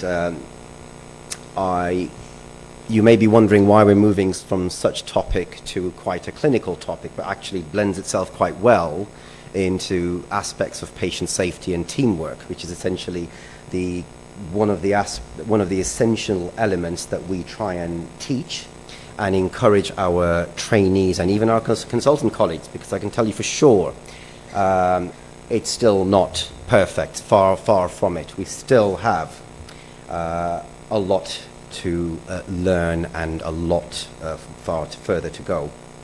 So, and I just wanted to share what someone said earlier. I've come back now for the 3rd time in 4 years because of exactly the hospitality I've found here. I think it's incredible, and I've met far too many nice people, and it just reminded me how much it's nice to come back to your roots and meet people like yourselves. So, don't need to have any more induction. My conflicts of interest are having had course fees paid for FNP and the hotels here. So, this is, we're going to try and look at these learning outcomes. And you may wonder, why am I talking about such an incredibly intensive care topic in an anesthesiology congress? Now, actually, it's because they sort of blend themselves quite well, and patients with these problems generally take multiple trips into theatres. So I'm not going to be talking about pathophysiology and all those sort of aspects. This is not the time. It's all about what we do as a burn centre and how we manage patients and how you could potentially take some of that away. And also, the other reason why I'm talking about burns is because Dr. Mujahid told me to.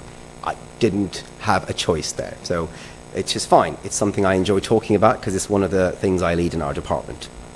Okay, so one of the best ways to start learning about a topic is actually to go through a case, and I'll talk you through a case. It seems incredibly bright.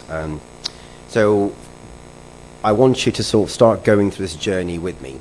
We had a 45-year-old woman who was absolutely fit and healthy, no comorbidities whatsoever, and essentially the sad story was she was cooking and she reached over something and her clothes caught fire, and she happened to be wearing about 2 or 3 layers because it was quite cold outside, and she started to burn.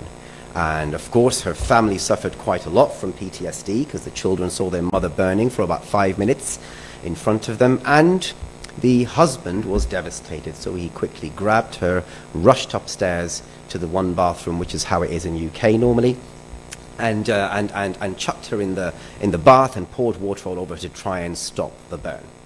So you can imagine part of management in critical care, which has changed significantly, is not just the medical aspects, but it's also the psychological aspects, and we certainly are learning a lot from the patients we follow up post-ICU, and actually their family, who suffer quite a lot of PTSD. And so there's a lot of learning there, and there's still so much work to do in terms of helping and supporting family. So you can imagine how devastating that situation is. Now, normally this is an interactive session, but I suspect due to time limitation, let me tell you what we did, and then you can come up with questions and potential suggestions.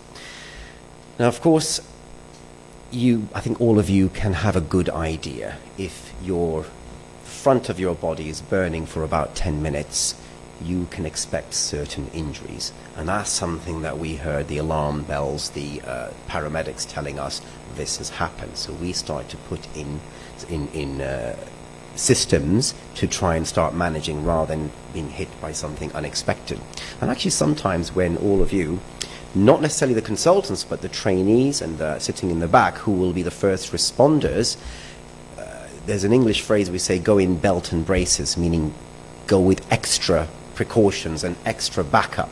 Sometimes you just go with it, you don't actually need it, which is fine. But that time when you will need it, at the very offset, you can run into some problems. So our trainees sort of gave us a call in the middle of the night saying, this is happening, need help. And so we gave strict instructions and said, get such and such ready, on my way.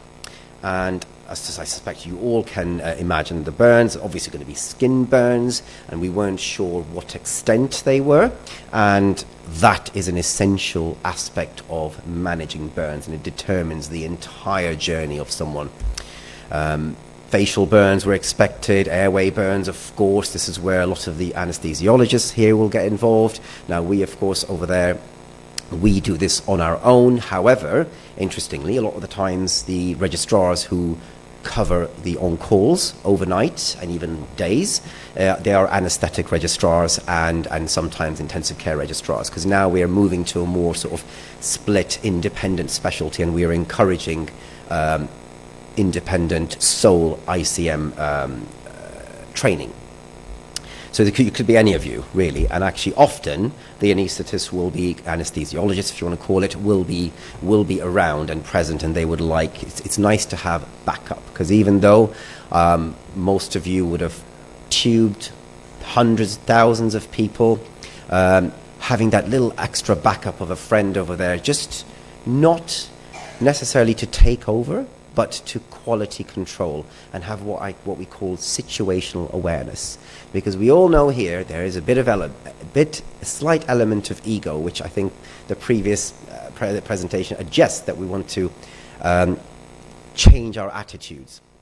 And actually, if everyone remembers the Elaine Bromley case a few years ago, where this young elective case in a private hospital died due to a can't intubate, can't oxygenate situation, if you imagine a situation where an anesthetist is trying, a consultant of many years is trying to stick a tube down someone, and they are failing and failing and failing. If any one of you come in as a second consultant, there should not be that desperation to prove that you can do it better. And in many ways, the criticism, in my opinion, and many others, comes to the second anaesthetist who came in to rescue the situation, who then went on to have multiple attempts at intubation. That ego needs to be challenged. When you come in with a fresh set of eyes to see a situation and you realize someone with as much experience or more than me has attempted something and failed, go for the next step in management rather than trying to do exactly the same procedure. And of course that resulted in a huge change of practice in anesthesiology. So alongside all these things, you're thinking in the back of your mind, I need to get a bed ready on ICU because this patient is going to need a lot of support. And I can tell you the first 48 hours are quite a roller coaster ride. They are impressively tricky. If you are the consultant on call, rest assured you will be called multiple times in the middle of the night, and this is something I would go in as fast as I can without even thinking twice. So management plan. Now sometimes you sort of come to a situation like, oh God, what do? I have no idea. Now of course you have your ABCD assessment. It's there. It sounds like we all know that, but actually how many people actually do it? Okay, so really don't just recite it, don't just talk about it, actively practice it. And often when we are dealing with a peri-arrest situation on intensive care or in A&E, sometimes to silence everyone from talking, because a lot of people talk and it doesn't really help, is like, right, let's just pause for a moment and let's go through the A to E. Are we happy with A? We've done such and such. B, not too happy, but we're addressing things. Okay, C, right. That silences everyone and it gets everyone thinking about what to do. Now, of course, with burns, obviously, there are the additional modifications and the tweaks. And the first thing you need to think about is, I mean, of course, if they're completely collapsed, someone needs to start going through the airway, but throw something cold on them. Cool them as much as possible. Okay? If there is catastrophic hemorrhage, because just because they've suffered a burns doesn't mean they wouldn't be bleeding. We often find the hypotension is due to hemorrhage somewhere, so we need to be very, very vigilant and careful about it.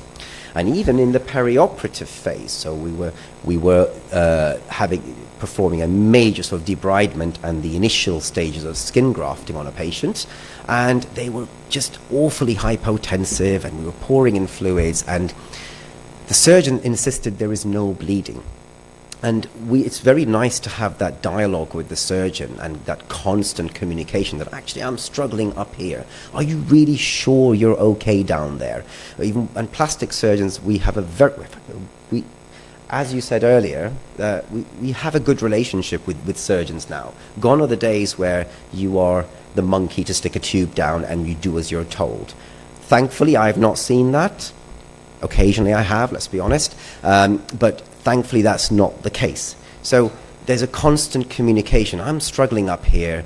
These are my problems. Are you sure? And they insisted that it was fine. Actually, we went straight via the CT scanner to ICU and found under one of the debridement area, which was hidden, there was a quite impressive posterior arterial bleed. So go with your clinical judgment as well, and it's okay to challenge your surgeon, and most of them will respect you because actually you've saved our patient, not their patient, but you've saved a patient they're operating on.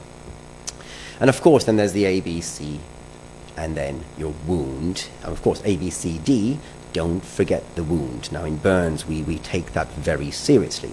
We're not going to go through all of these sort of stuff. So ATLS protocol, of course, you will do trauma management as standard. Hemorrhagic shock, don't forget about hemorrhage. I keep repeating that because there's always this assumption that it's the burn causing the hypotension. Initially, do think about blood loss. You really must evaluate the severity of burns, and the reason for that is that that determines where they should be placed. Now, we, for example, in Stoke Mandeville, we are a burns unit, but not a centre. A centre is where all the burns are cohorted, and it's a bit upsetting because we've lost a major group of patients, but actually when you have a dedicated unit with the appropriate infrastructure, and that is key, and the appropriate team to activate the drop of a hat, everything becomes safer. And the system in the major burn centre, which is our referral, which is Broomfield, is that on their way into theatres, there's sort of a initial stage where the patient's stripped down and the burn is thoroughly assessed, and the entire room is incredibly heated to maintain the temperature, and people are drowning in their own sweats, but the patient in their own sweat, and patient is warm. And during that time, actually, sometimes decisions are made as to futility, and actually we probably shouldn't do anything despite the age, because this is unsurvivable. And then from there it goes straight into theatre where all the debridement occurs, and then from there to ICU. That infrastructure, it does not exist everywhere. So that's why these conditions that are not that common are cohorted into certain specific centres. So the more you do it, the better you get at it. Okay? And of course we implemented in management protocols and so on. So when you start to see these patients, if there is any source, of course there are clothes there, get rid of those clothes. Dignity is important, but here life takes precedence. Strip them down. If there are chemical injuries, you should be wearing gloves and masks, and to be honest, I also wear goggles when I'm managing all these patients, because there's so many things spraying all over your face that you just don't want it to go into your eyes, do you? So be careful about yourselves, double glove if there's chemicals, and put cold water all over them. Rings and jewelries, a nightmare, because by the time they come to ICU, they've gone through theatre, they have had gallons of fluid, everything is so edematous, we cannot take the rings off and their fingers start to get ischemic. It's a wedding ring, and we have to try and figure out a way to cut it off, so get rid of those jewelry, okay? And cold running water is the standard. For about 20 minutes, we don't use any neutralizing agents because that can actually cause a bit more problem. And cling film. So cling film is incredibly useful. You wrap a person's burns up with cling film. Now you may be wondering, you're putting something non-sterile directly onto an open wound. Actually, cling film is sterile, and it's actually used very commonly for managing and temporarily bridging a major wound. Now, here's where us and certainly anesthesiologists, and I am both an intensive care intensivist and an anesthesiologist, so I'm not speaking as an outsider. This is something I've trained in as well. And certainly cases like this where our single CCT intensivist or our medical intensivist, who would be on the same rota as us working in the same ICU, we don't have a split of surgical and medical.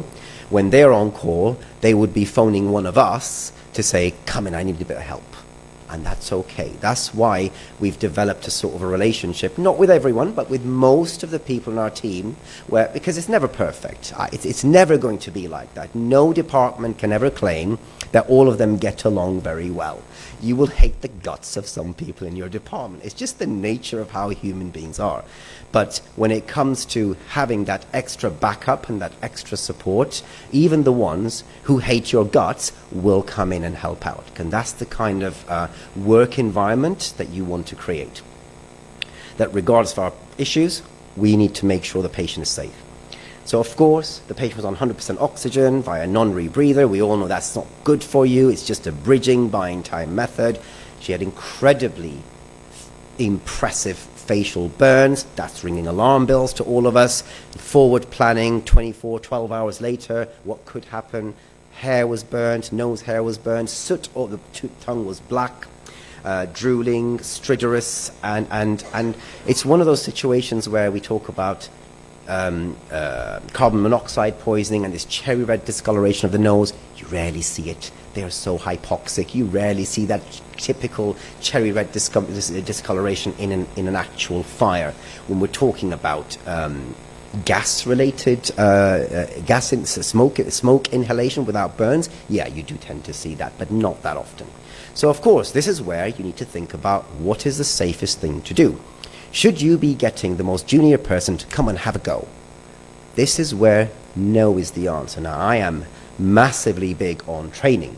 And even when I'm called in at 2 in the morning or 3 in the morning and I'm tired, I'm thinking I'm already up. And here, you're a trainee. Have you done this procedure? Have you done a chest drain? No? Fine. Let's use this as a training. I will supervise you because you have a bit of time. In this one, you need to get it right. It needs to happen.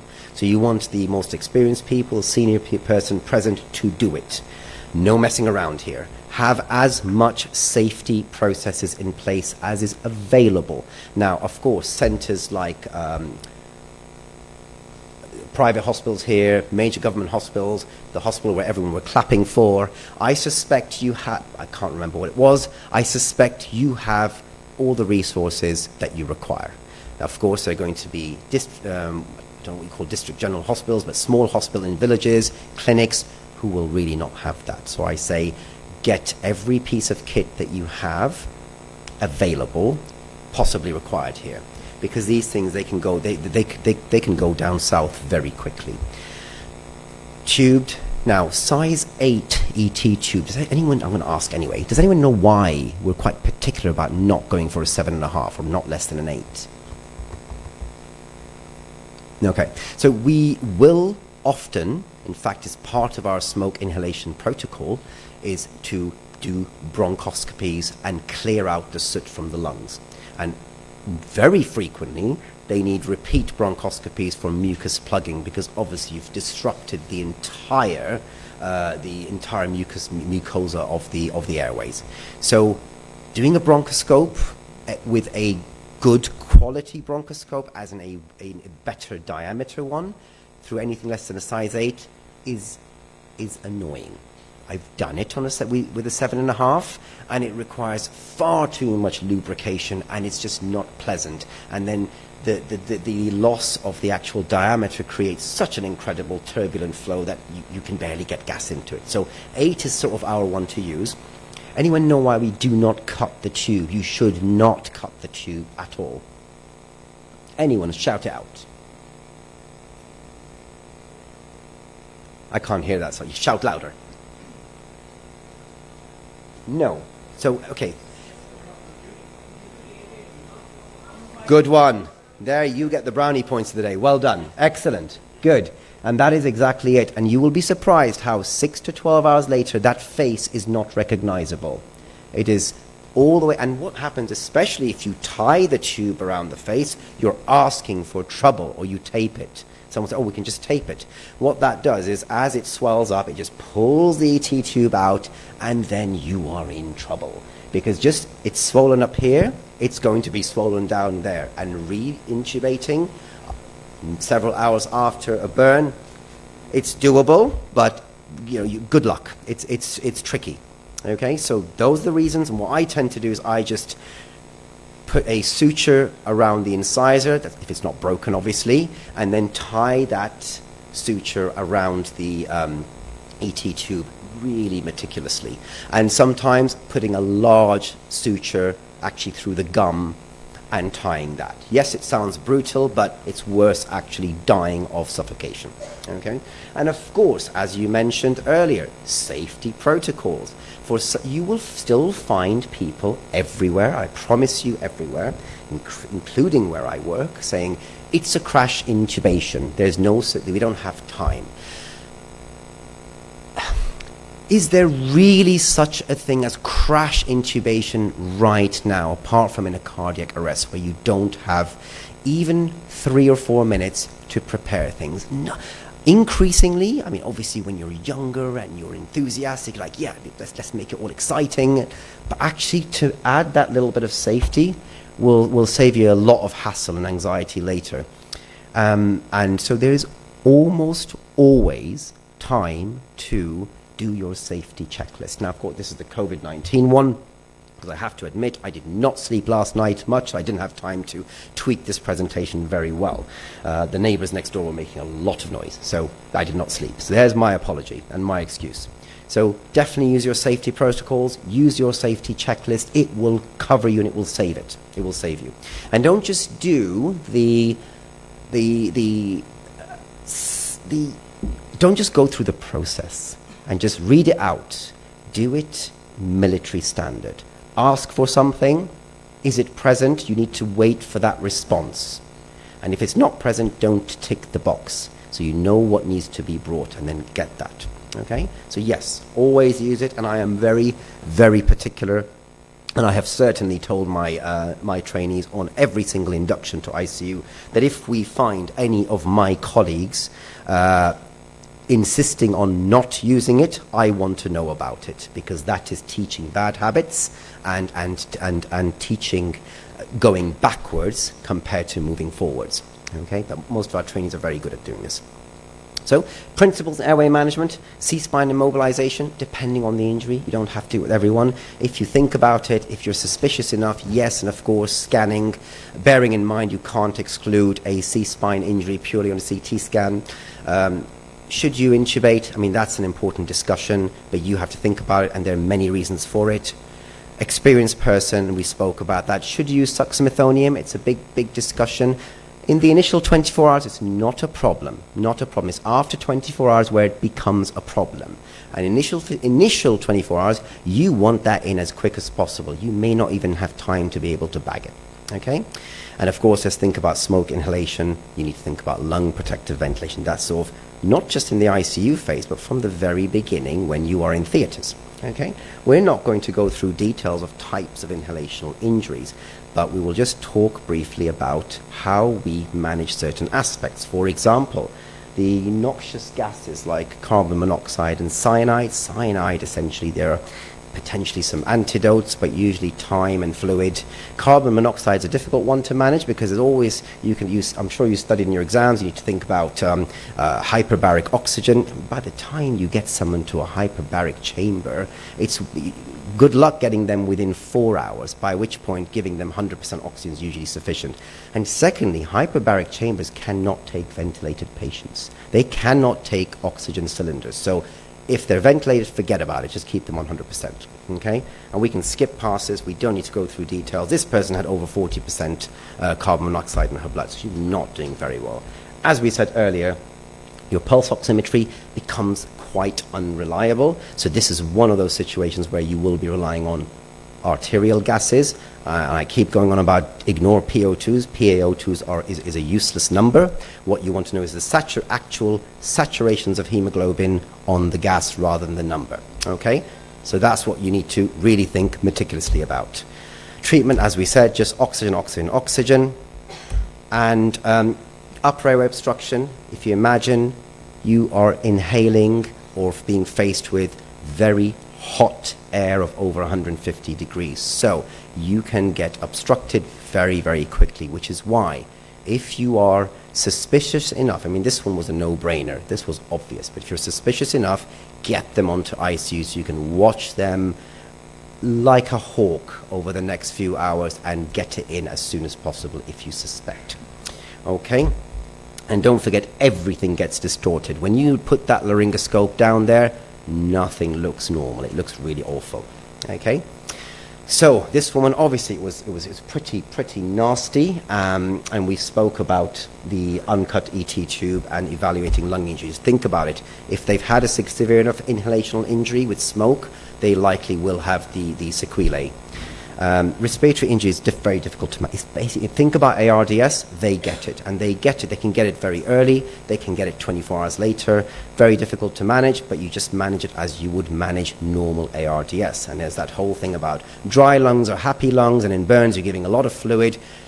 just try and think of it in 2 stages. The initial resuscitation will probably require a hell of a lot of fluid. I mean, Parkland's formula we talk about, but you end up giving gallons, okay? But have a assessment to judge where you've had enough, okay? And of course, when you add respiratory injury to it, the mortality goes up rapidly. We don't need to go through pathophysiology, but essentially, any major trauma to the body will disrupt the glycocalyx, and that will increase fluid loss. Just think of it that way. And of course, there's direct trauma. Okay? Now, if someone tells you someone has been in a room for half an hour where a fire was occurring, think about respiratory injury. Okay? The other one that's done often is inside a car, putting the exhaust into it, and sometimes it catches fire. They're inside a car. You need to think about have a high index of suspicion, and it's good to be proven wrong. And sometimes we go expecting the worst, and actually it's not as bad. All right, and it's one of the ones that senior people need to be reviewing sort of earlier on. How do we treat it? It's basically standard, good quality, critical ICU care. Appropriate physiotherapy, appropriate resuscitation with fluids, humidified oxygen. Dry oxygen is bad for you. That 15 liters needs to change. It needs to go to either a high flow sort of oxygen that was shown earlier, or it has to be humidified. You can't be using dry oxygen. PEEP, when they're ventilated, you have to basically treat it like ARDS. And we do use a specific protocol to manage the inhalational burns. This woman sadly had circumferential burns all around, so she obviously had escharotomies in theaters, and her compliance was almost impossible to ventilate until those cuts were made. So this is why plastic surgeons do them there, but here any general surgeon can do it as long as they're comfortable. And there's not much finesse to it. You know, this is not something about creating a beautiful scar for it. This is life-saving. This is firefighting, literally. Okay, and this is our protocol that we've adopted from our burns unit, and essentially involves nebulizing certain drugs such as heparin and acetylcysteine, salbutamol, in a certain very fixed protocol. The evidence base is weak. The evidence base is weak. You can't randomize these people. But it is the practice by all the burns major centers in UK and in the US. So if the expert centers are doing it, I would be foolish to not do it. And we will bronch them first attempt and clear out the soot. Now, this is not that patient because I sadly couldn't, that point our bronchoscope was not saving, quite annoyingly, but hers was blacker than this. You could see nothing. And you only need to do this once. You clear out enough, just, again, evidence base for it is weak. A lot of things in burns are like that. We spoke about eschars, we don't need to worry about it, but think about abdominal compartment syndrome. It is a problem, especially if the burns extend there, but even if the burns do not extend to the abdomen, we have had to laparotomize someone in an emergency due to abdominal compartment syndrome. Okay, so this poor woman's circulation, of course, she's tachycardic. There will be a normal tachycardia, a reset in these patients. She was hypotensive. So as we said earlier, think hemorrhage, but definitely give fluids. And yes, you can cannulate through anywhere. You get a cannula where there is space. Do what you need to do. And don't forget about things like intraosseous access. It can be a bit of a lifesaver. Okay, don't need to worry about that. Fluid calculations, I'm not going to go through. I'm sure all of you have memorized Parkland's formula. You need more. You need a hell of a lot more. I gave someone who had both of his legs char cooked to nothing when I was a registrar, cooked to the extent they were insensate. I gave him 16 liters of fluid and took him to the burns unit. They're like, you didn't do enough. I'm like, okay, sure, carry on. This is what I needed to do. Monitoring, that's a bit of a nightmare. So what do you use? Because heart rate becomes quite unreliable. It's reset to a tachycardia of over 100. Not completely unreliable, but contextualized. They are tachypneic. Now, of course, when they're ventilated, that's not an issue.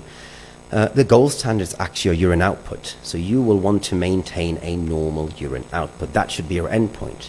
Obviously expecting that you will be monitoring that every hour. So if you suspect they need more fluid, it's okay to give a little bit more.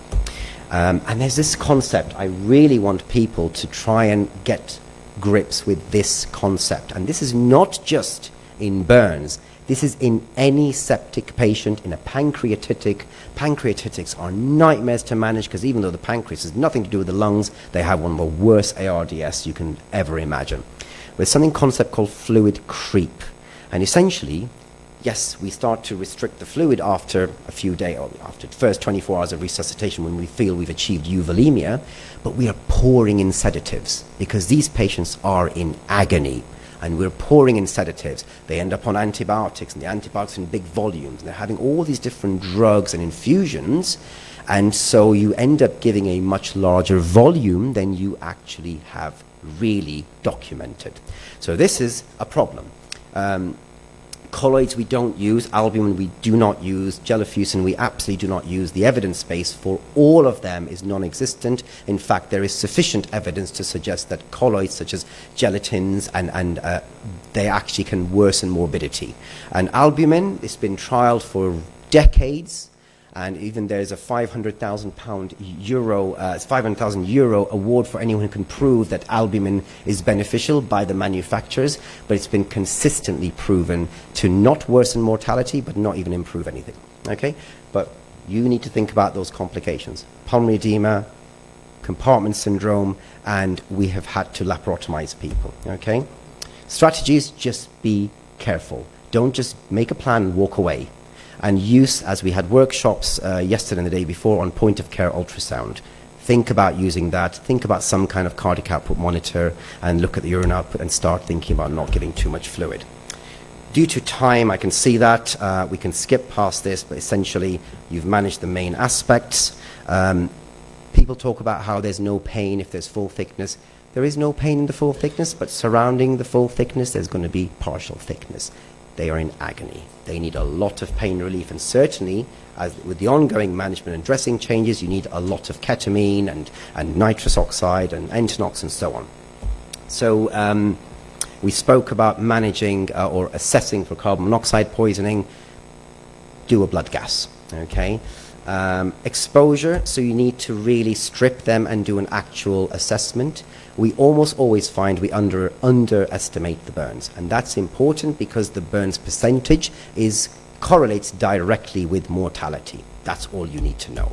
Okay, we can skip past burn size. Don't bother memorizing. I am passionately against anyone who memorizes things. Open up your phone, pull up the app, and start using it, okay? We need to get away from this culture of memorizing things. And there's a very good app, actually, created by Mersey, where you just download it for free, and you start, someone will call out, there's a burn here, burn there, you click, click, click, and then it will tell you exactly the percentage, okay? And the mortality directly correlates, okay? Yep, and we can talk about that, basically all you need to know about there. So what did we do? Took them for CT, stripped them, surgical management, and the anesthetic considerations to summarize are, you need a senior person, you need to think about the tube you use, you need to get some sort of vascular access. You will always need, almost always, a central line. Monitoring is very difficult because where will you stick your ECG? You can't. Arterial line is almost absolutely required. Saturations, wherever possible, toes, ears, nose, wherever there's space available, and they will, I know we're not supposed to use that word SIRS, they will get a SIRS. It's nasty, okay? Give whatever kind of anesthetic you want. Tiva, volatile, does not make a difference. Just be sensible, okay? And the theater is going to be hot as hell. Get ready to sweat, okay? And post-operatively, just to very quickly summarize, woman went into burn shock, which is essentially like a vasoplegia with severe hypotension. And again, you manage them as you manage any other vasoplegic patient. And a lot of us do a lot of echoes ourselves, and we're finding that there's a bit of cardiac dysfunction as well. Ventilate sensibly with lung protective ventilation. Nutrition as standard. Physiology, psychological support for the patient during the rehabilitation and the family, and they all very often get an AKI, rhabdomyolysis, and this woman obviously required renal replacement therapy. And the other benefit of renal replacement is that we can actually cool the patient and get them normothermic, okay? And think about bowel dysfunction. The sepsis criteria for burns is very different. The temperature is set higher and heart rate is higher for obvious reasons. You can look that up. and we don't need to go through the detailed discussions. This woman, she had multiple trips to theatres and debrided, was hyperpyrexic. We had to filter her for that, and eventually tracheostomized and rehabilitated and got better. But the rehabilitation phase here is over 6 months. So you're talking about a lot of support. Okay? On that note, any questions? Sure. Sorry? Fluid, crystalloids. Crystalloids are standard. So Hartmann's or... again, this is exactly right. We don't, because the evidence base for it is limited. I am indifferent, and I don't mind people giving albumin because there's no evidence against it, but there's no evidence that it makes it better. My question is still there. When would you, Yep. when would you think that a patient can be resuscitated by giving colloids to such patients? We have binned all colloids. We do not use any colloid apart from albumin because of the evidence against them. So we do not use colloids at all. If we're ever going to use a good colloid, we use blood. We use blood. My question is still there, that during resuscitative period, Yeah, you are giving lot of fluids. yeah. At what stage you start thinking that we should give, in addition to crystalloid, we should give colloids? So we do not give any colloids. No, I don't agree with it. We will give alcohol, we will give blood. No, I don't agree with it. I don't agree with That's it a whole other debate. because the whole thing is capillary pools are open. Yeah. There are only two indications for not giving colloids. One is sepsis and other is burned patient. Right? Okay. When the capillary poles start becoming shorter in size, then you start giving colloid to resuscitate. And how would you know that the capillary poles are becoming shorter now? So as the burn centres, I worked in intensive care in England also. I'm sure you have, Yeah. but I agree. We do not, for the last 10 years, we have completely thinned all colloids. If a colloid Under is what? used, Under what protocol? there's... Can you give me the reference about it? Yes, there's. I'll find you later. There's enough evidence to support the mortality and morbidity associated with it. Okay. Thank you.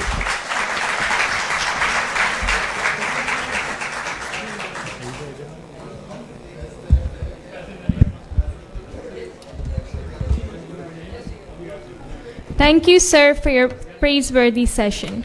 On to the next speaker of the session, I would like to call upon the stage Professor Saida Haider. She is the head of Department of Anesthesia, Surgical Intensive Care Unit and Pain Management at the Indus Hospital and Health Network. Look, I can easily do away with my talk. If everybody raises their hand, please no talk, I'll give no talk. Okay, I'll try my best. So, please, start kar dein. It's really been a long day for everyone, and I hope this is going to change the taste of kya khul hi nahi raha tumhara to. Chalo. Let it open up. So let me thank and congratulate the organizers for arranging this beautiful Congress in a beautiful place. It's really been after 20 or maybe more than 20 years that I'm visiting Peshawar, and I really love it. Okay, so this is the topic that's really close to my heart. And, Winston Churchill once said that attitude is a little thing that makes a lot of difference, okay? That makes a big difference. So if even one of the supervisors sitting over here, if I'm able to convert him into a mentor, I would have succeeded with my talk and it'll be worth it. So you'll have to stand it. My only conflict of interest is that I have been a teacher and trainer for last so many years, and that's my only conflict of interest, otherwise none. Okay, as medical teachers, we really have this unique opportunity in which we belong to the noblest of all professions in being a doctor, and on top of it, we are teachers and trainers. And there's a Quranic saying, all of us know this, that saving one life is like saving humanity. and we are involved with it all the time. But do you realize that as teachers and trainers, as medical teachers and trainers, you have an opportunity to train so many minds? The classic concept of teaching and training is to impart some knowledge, to, you know, pass on some skills, and give some attitude, the famous ACAP model that we have and we all follow. But do you realize that as medical teachers and as anesthesiologists, you're contributing to the community? You have turned an average patient care into quality patient care. Kahan hota tha aise cases, kahan ho paate the? Simple surgical interventions, now we can do advanced surgical procedures, transplantations, things like that are going on. It wasn't done even when I started training, although I'm very young and it's very recently that I have finished my training, but still. And so many impressionable young raw minds come to you and you can turn them into wholesome human beings.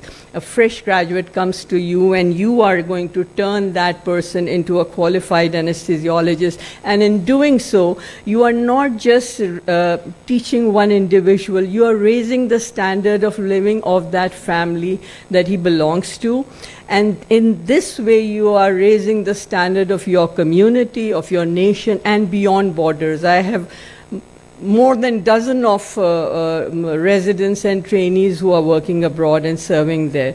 Now, concept of monitoring, what is this concept of monitoring? Is this the same as supervising? Now, this gentleman over here, I'm sure he's more of a supervisor than a mentor, and I know a lot of such supervisors in our training programs. It's not our fault.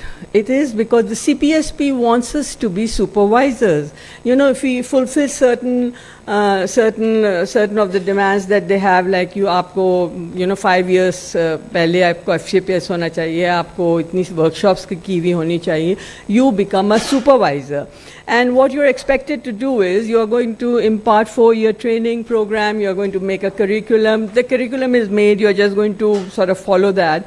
Help them with a dissertation or 2 papers, improve their e-logs, approve their e-logs and periodic internal evaluations, and then you become an examiner and you sit over there and ogle at them while they're taking. And I'm very fortunate that over here I met a lot of people who are mashallah more grey than I am, and they say, madam aapne hamara imtihan liya tha. मैंने कहा अच्छा पास किया था या fail किया था? तो शुक्र के सबको पास किया था. So they have good memories of me.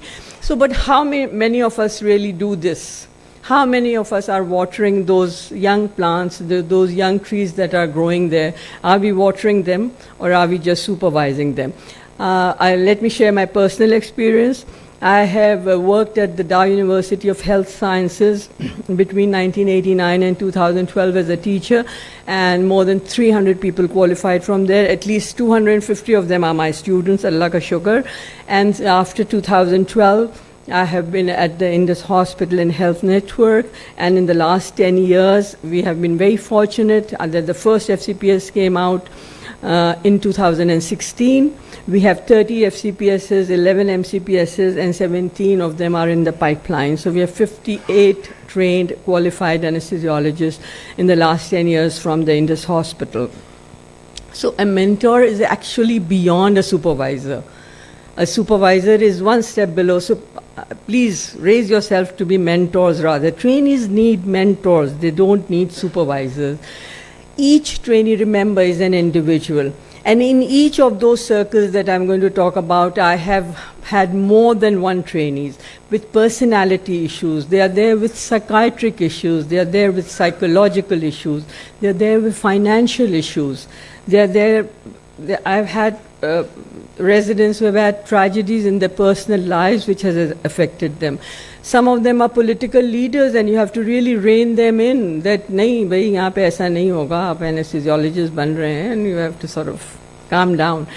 And some of them are failures in life and you have to help them. So each one of them is an individual. Treat them as an individual.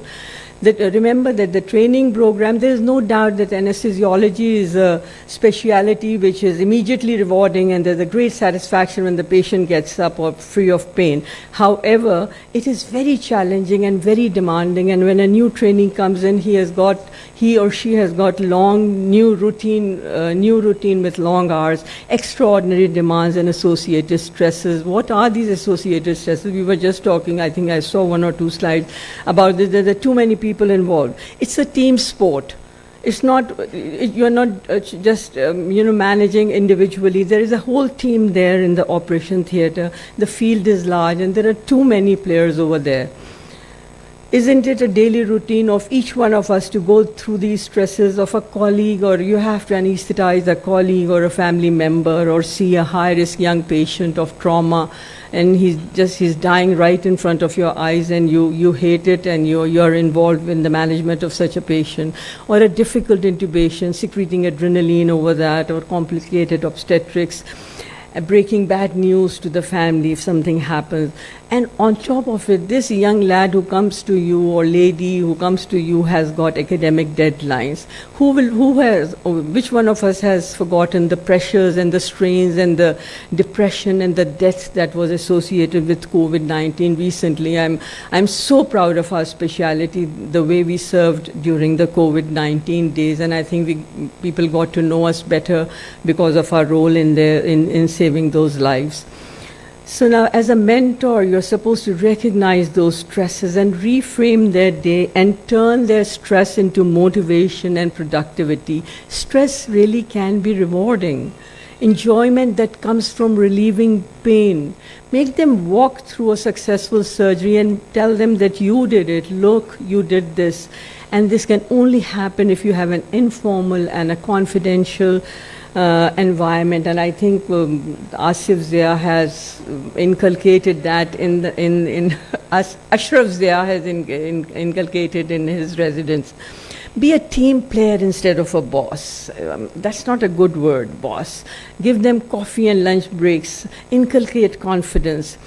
You are not a puzzle solver. I don't want you to be a puzzle solver, but help your trainee develop a healthy mind and a productive soul, and help him to maximize his performance using his skills.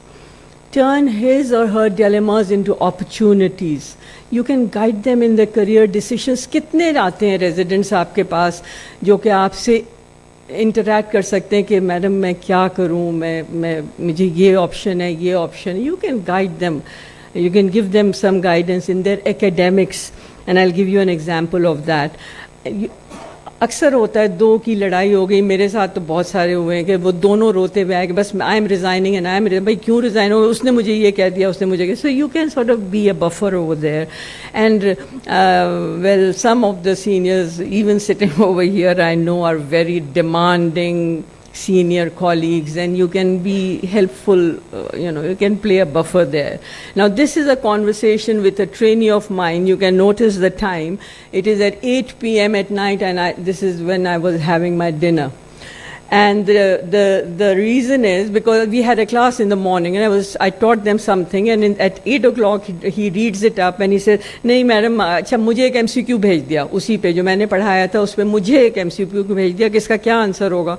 तो मैंने उसका answer बताया कि हाँ इसका ये answer होगा. तो मैंने कहा आपने सुबह में तो ये कहा था.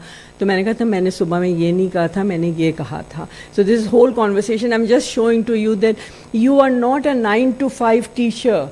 You are a 24/7 mentor. Your place is not just कि बस सुबह मैंने पढ़ा दिया तो बस now get lost. That's not on. You are a 24/7 mentor, and the mentor skills that all the supervisors need to develop is to listen, not to hear, to empathize, not to sympathize, and help them become better at helping themselves. You can't do much for them. You just have to train their mind. Remember, just like a pocket budget, every individual has a body budget also. Help them with their own prescription. someone might just need a box of tissue, so open the floodgates for that person. Maybe someone needs a physical exercise, that would help him. Meditation, or just lack of sleep. The other day, a trainee who's just had a baby and has just come back from a maternity leave, in the class she was just going like this, and I knew she must have been up the whole night. So I sort of didn't crack at her saying that, "Tum kyun so rahi ho class mein?" I really empathized with her कि really इसके लिए कितना मुश्किल है. She has to do this and she has to attend a class as well. And this is your role. I feel this should be your role. That you have to... Thank you. You have to unwind those wires and you have to put them in order. This is what our role should be. That's the role of a mentor in trainees' well-being. Train their minds in the 3 C's, they say. Let them know what is red and what is amber and what is green. See, for the first C is control what you can, cope with what you can't. Everything सबसे शायद आप नहीं deal कर पाएंगे. Please learn to cope with it. And concentrate on what counts. I would have given a very good example of coping over here of the CEO of the Coke, Coca-Cola, who's a lady, but it's taken very long and it's very late, so I won't talk about it. And concentrate on what counts. Just don't, सब haywire नहीं होता है. And remember, the 4th C is calm. If you are calm, then it's going to pass on to your training because calm is contagious. A mentor's role can be varied. You can be a sounding board where you can accept what he or she has to say with respect. It has to be mutual respect. You have to listen to him. Just let them talk. Be a networker. Try and get a position for them somewhere. Help them out. कि तुम उससे connect कर दिया. There are so many people that we have done that for. Be a coach, or you can be a role model so that they follow you as a mentor when they become teachers and trainers. Each relationship, remember, is different. So this study was done somewhere. His group of studies था जिसमें था कि mentorship is not explicit leadership. I am the boss and I'm standing here and now you do this and all good that is done is by me and all bad that has happened to the patient is by you. So you have to be an implicit leader that takes off pressure, and eventually it helps clinically. It improves the clinical performance. It improves patient safety. So the solutions that I have to offer you is that create awareness, and this can be done by running courses, etc. And then maybe CPSP के यहाँ पे dean और secretary वगैरह सब बैठे हुए हैं मेरे ख्याल से. So maybe we should have mandatory mentorship workshops for the supervisors. अभी हम लोगों के लिए और सारी workshops होती हैं, तो this one workshop can also get added to it, because remember, the Association of Anesthetists is running courses actually, formal courses, mentorship courses, coffee and gas well-being podcast, and there is this gentleman, Gerard Egan, who ages ago wrote down a book on how to make you a skilled helper. You are a helper, and how to, and he has, it's a very nice, good. So mentorship is not just transfer of knowledge and skills. You should be pastoral leaders rather than academic leaders. And the basis of this has to be unconditional, positive regard and mutual respect. And I would end here by this saying of Rumi, that be a lamp or a light or a ladder, help someone's soul heal, walk out of your house like a shepherd. Rumi. Thank you.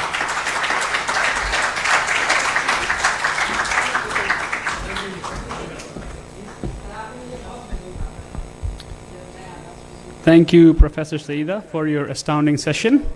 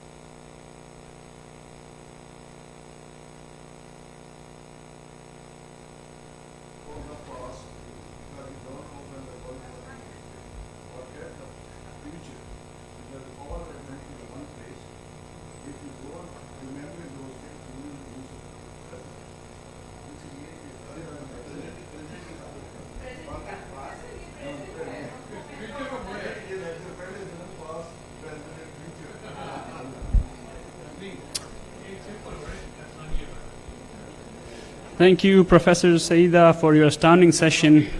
Now we move on to the last speaker of today's session. I'd like to call Dr. Jazila Areen, Marketing Specialist and Principal Representative from Mindray, to deliver her presentation on dedicated point-of-care solution in ultrasound diagnostics. Please welcome on stage Dr. Jazila Areen.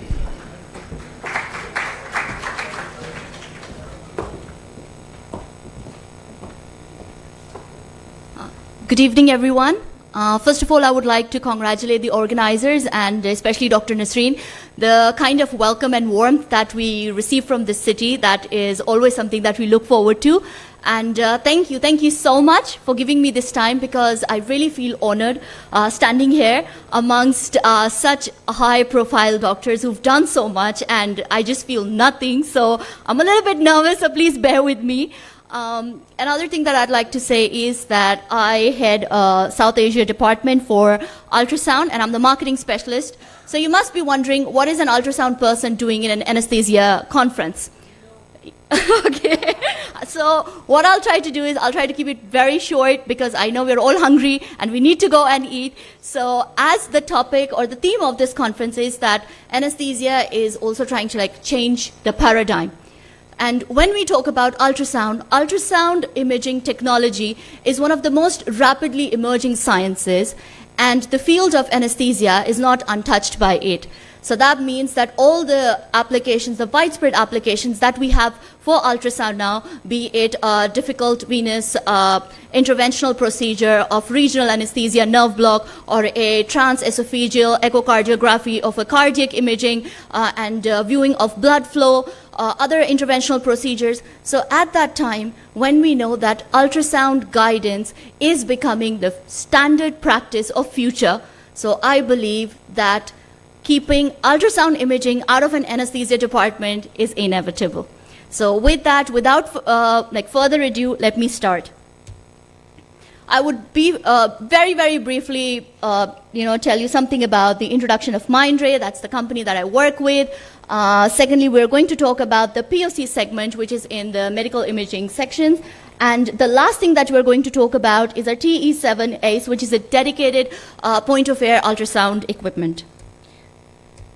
So talking about Mindray, again, I'll keep it short. Yes, it is a China-based company, but it is actually a globalized company. It has more than 52 subsidiaries all across the world. So it's not just in China, but as you can see, the numbers here, numbers don't lie. So it is #1 in China in most of the product lines, because we have 4 product lines, PMLS, and as well as IVD, patient monitoring, ultrasound imaging, orthopedics, and so forth. We also offer a total solution for healthcare. That means right from the start, when the patient is transported to an hospital, either through the air, that is via helicopter, or through the transportation of ambulance, all the way up to different departments. So Mindray offers diagnostic solutions for all departments. Moving on to the MIS POC segment. The POC segment, what basically POC segment has done is that it has collected all the feedback that we have received from our clinicians and turned them into solutions which are not just accessible, but they are patient-centered. So here is a small history when Mindray actually started with its POC segment, which was 10 years ago, and so forth. First, they came up with a small portable system, and now we have all different kinds of systems which can be used in different departments, also in different challenging environments as well. As I mentioned, we have portable units available, as well as the trolley-based ones. So here, the one that you see in the corner, that is the TE7 series, and this is something that I'm going to talk about and also mention some of its smart features. So last but not the least, TE7 ACE dedicated POC solution. Pioneer Care, as I said, that what they've tried to do is to make ultrasound usable in anesthesia by making the solutions more patient-centered. So this kind of an equipment, we use it for as advanced tools, connectivity, and e-special Navy. So that is what the ACE here is. It is used in anesthesia, critical care, as well as emergency. So when we talk about different challenges about anesthesia,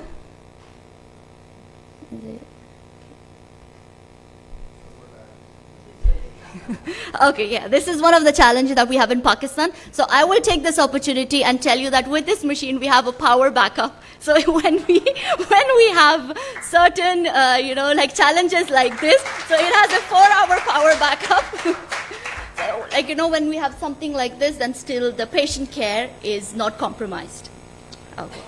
So the different challenges that we have is that we have a better visualization. That is because there is we no longer do blind punches, even though I know that the veterans who are sitting here, they would say that we can do this procedure like, closed eyes. But with young doctors like me, I think we are very millennials. We need buttons. We need to see things to get things done right the first time. And also when we talk about patient care, when we talk about saving lives and not losing lives, I think like doing the best that we can for the safety of the patient is optimal. Comprehensive disinfection solutions, because it is completely a tab-based system. Single operator puncher solution, as you said, that yes, we need to be a team player, but at times, especially Pakistan being the 4th most populous country in the world, we have so many people and always we're running out of staff. So if one person can complete a procedure, so I think in future that would actually increase the number of patients that we're taking care of. Last but not the least, a full range of transducers, abundant features. We will not go into that today.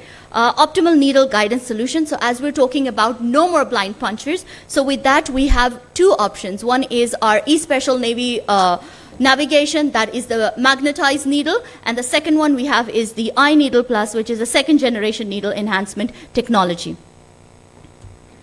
So here we have an example of how the E-Special Navy 4D magnetic needle navigation technology works, both when we do the in-plane procedure or the out-plane procedure. How it helps us is that the alignment of the needle and the position of the tip relative to the imaging plane are always in view. Another thing that helps us is that we can see the trajectory of the needle. So as kids, we used to play this game with the bubbles that we knew, like where this bubble is going to pop. So there's a dotted line. So that's exactly the kind of view that we see here when the needle is inserted in a certain nerve while we're doing a nerve block. Another thing is that it helps us to identify the distance between the needle tip and the target, and also it supports a freehand procedure. Again, the benefits are it is cost effective, commercially also you can use it, and again, no more blind procedure, so patient safety is at its best. One operator puncher solution. Now, as you can see the probe here, there are 3 buttons here. So what you can actually do is you can customize these buttons to the functions that are there on the machine. So, and another tool that is, it's iVocal. So you're actually talking to the machine that maybe you want to zoom in or increase the depth or do so forth. So you can actually talk to the machine and give it instructions. But if that is not too feasible, then you can customize these buttons to the kind of tools that you use on a regular basis. Smart fluid management solution, one of the doctor was talking about the burns. So this is one kind of smart tool that actually helps us in order to calculate the fluid management, also when we're trying to wean off a patient from a vent. As well as when the doctor spoke about the COVID time, so during that time we really talked about smart B lines, because yes, we know that a CT is a gold standard, but during the prognosis of the treatment, we can see that if the B lines are disappearing or if the treatment is taking place or not. Another thing that we're going to talk about very fast is about the fast scanning. So fast scanning, why I'm mentioning this, it is because there's this one transducer called the curved phase array transducer. And with this particular transducer, we don't have to switch between a convex probe and a linear probe. So with one transducer, we can conduct all the exam. That saves time. Also, we can say that the diagnosis, the clinician will actually have more confidence as well as save time, but the diagnostic skill or nothing of it is compromised. Here are some of the images just to show that this is the kind and the quality of image resolution that we see, because at the end of the day, yes, the machine looks good, it is sleek, it has all these fancy features, but if the image resolution is not good, if it is not helping the clinician, then at the end of the day, it's a waste of money. Another thing that is, especially for young or the beginners is the iScan Helper. It is an intelligent tutorial software. So while the clinician is using it, it actually can give you guidance that how to go about. This is step 1, this is step 2. Also, as you can see here, you will also see a photo in order to see the orientation as well. Smart eye zoom for large and clear image. As I said, that it is a complete tab system. That means you can enlarge it, drag it, all the gestures that you use on a normal, regular smartphone, that can be applied here. About cleaning the system is, there are actually no buttons on the screen. But there is one button that you just press it and it will go on standby for 10 seconds. During those 10 seconds, you can just get a clean wipe and wipe it, and it is good as new or disinfected for the next procedure. Different things, I already mentioned about the built-in battery. There's retractable cable. It can actually be moved to different departments. So it's very sleek, it's very smart, and at the end of the day, it is based on patient care. If we talk about different hospitals where it is already installed, when we talk about the US, in the top 20 hospitals, most of the hospitals that are mentioned here, they have already installed our POC segment. These are some of the hospitals in Europe. Next up in China.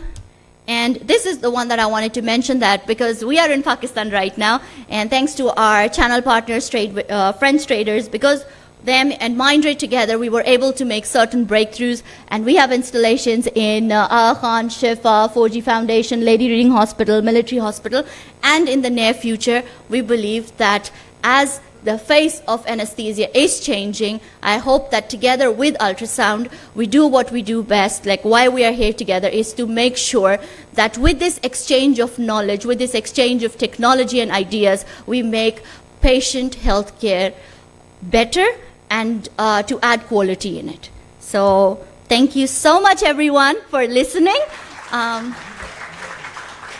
If you have any questions, my number and my email address is here. Yes, sir, please. Yes, sir, please.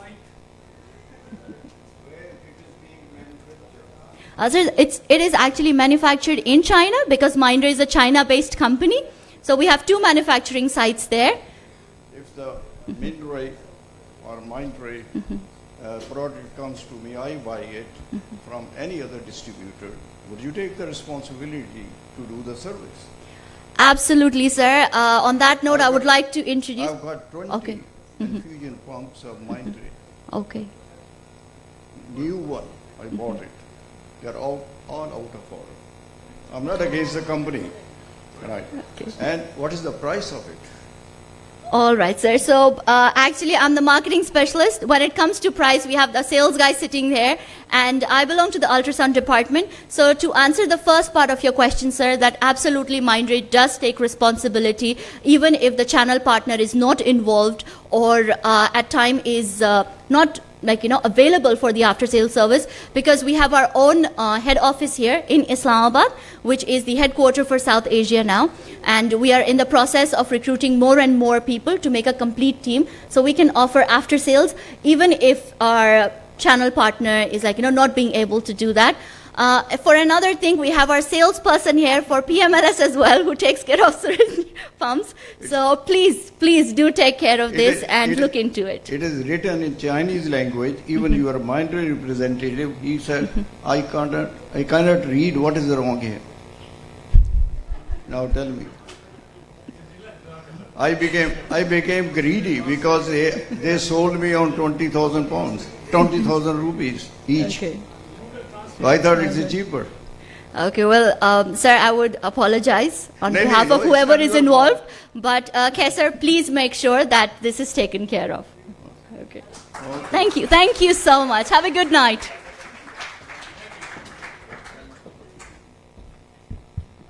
Thank you, Dr. Jazila, for your outstanding presentation. Now we have the last couple of minutes or maybe a little more time for distribution of the certificates to all the respectable speakers who graced this occasion today. I'd request Professor Dr. Nasreen Lake to please come up on stage and distribute the certificates, and I'll call the speakers one by one to receive the certificates.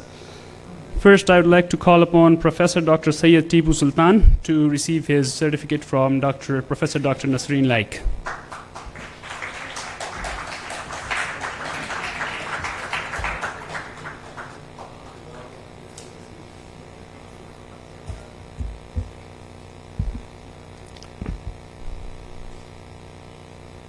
Now I'd like to call upon Brigadier Retired Professor Dr. Salim to come up on stage and receive his certificate, please.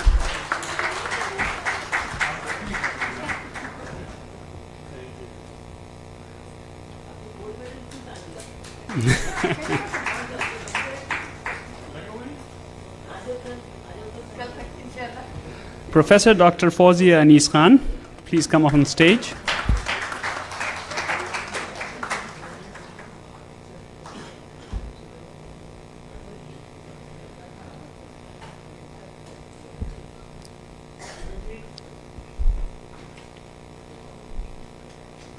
His resident's favorite, Professor Dr. Ashraf Zia, to please come up on stage.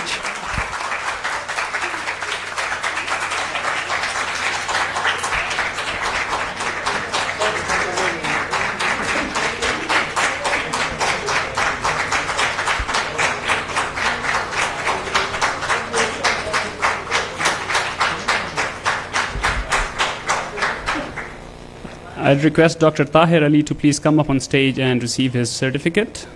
Dr. Tahir Ali.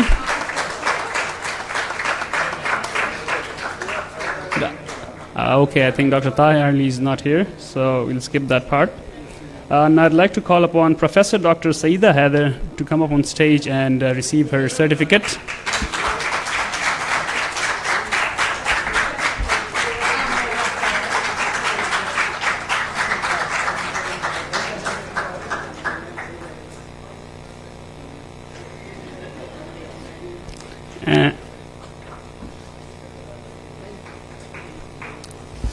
And last but not least, Dr. Jazila Areen from Mindray to come up on stage and receive her certificate from Professor Dr. Nasreen Laik.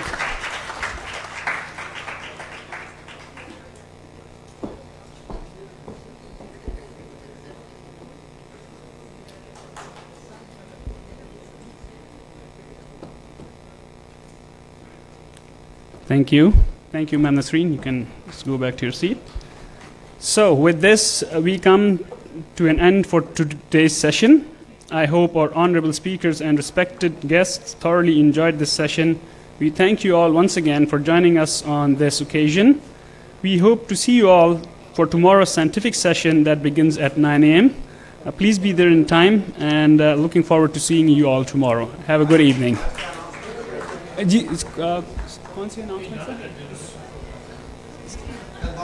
Nobody, yes sir, 9 o'clock sharp. Sir, yes sir, sir, different halls, Khyber and Kushal, 2 halls will run simultaneously, sir. Ma'am, it's right upstairs. Yes ma'am, yeah.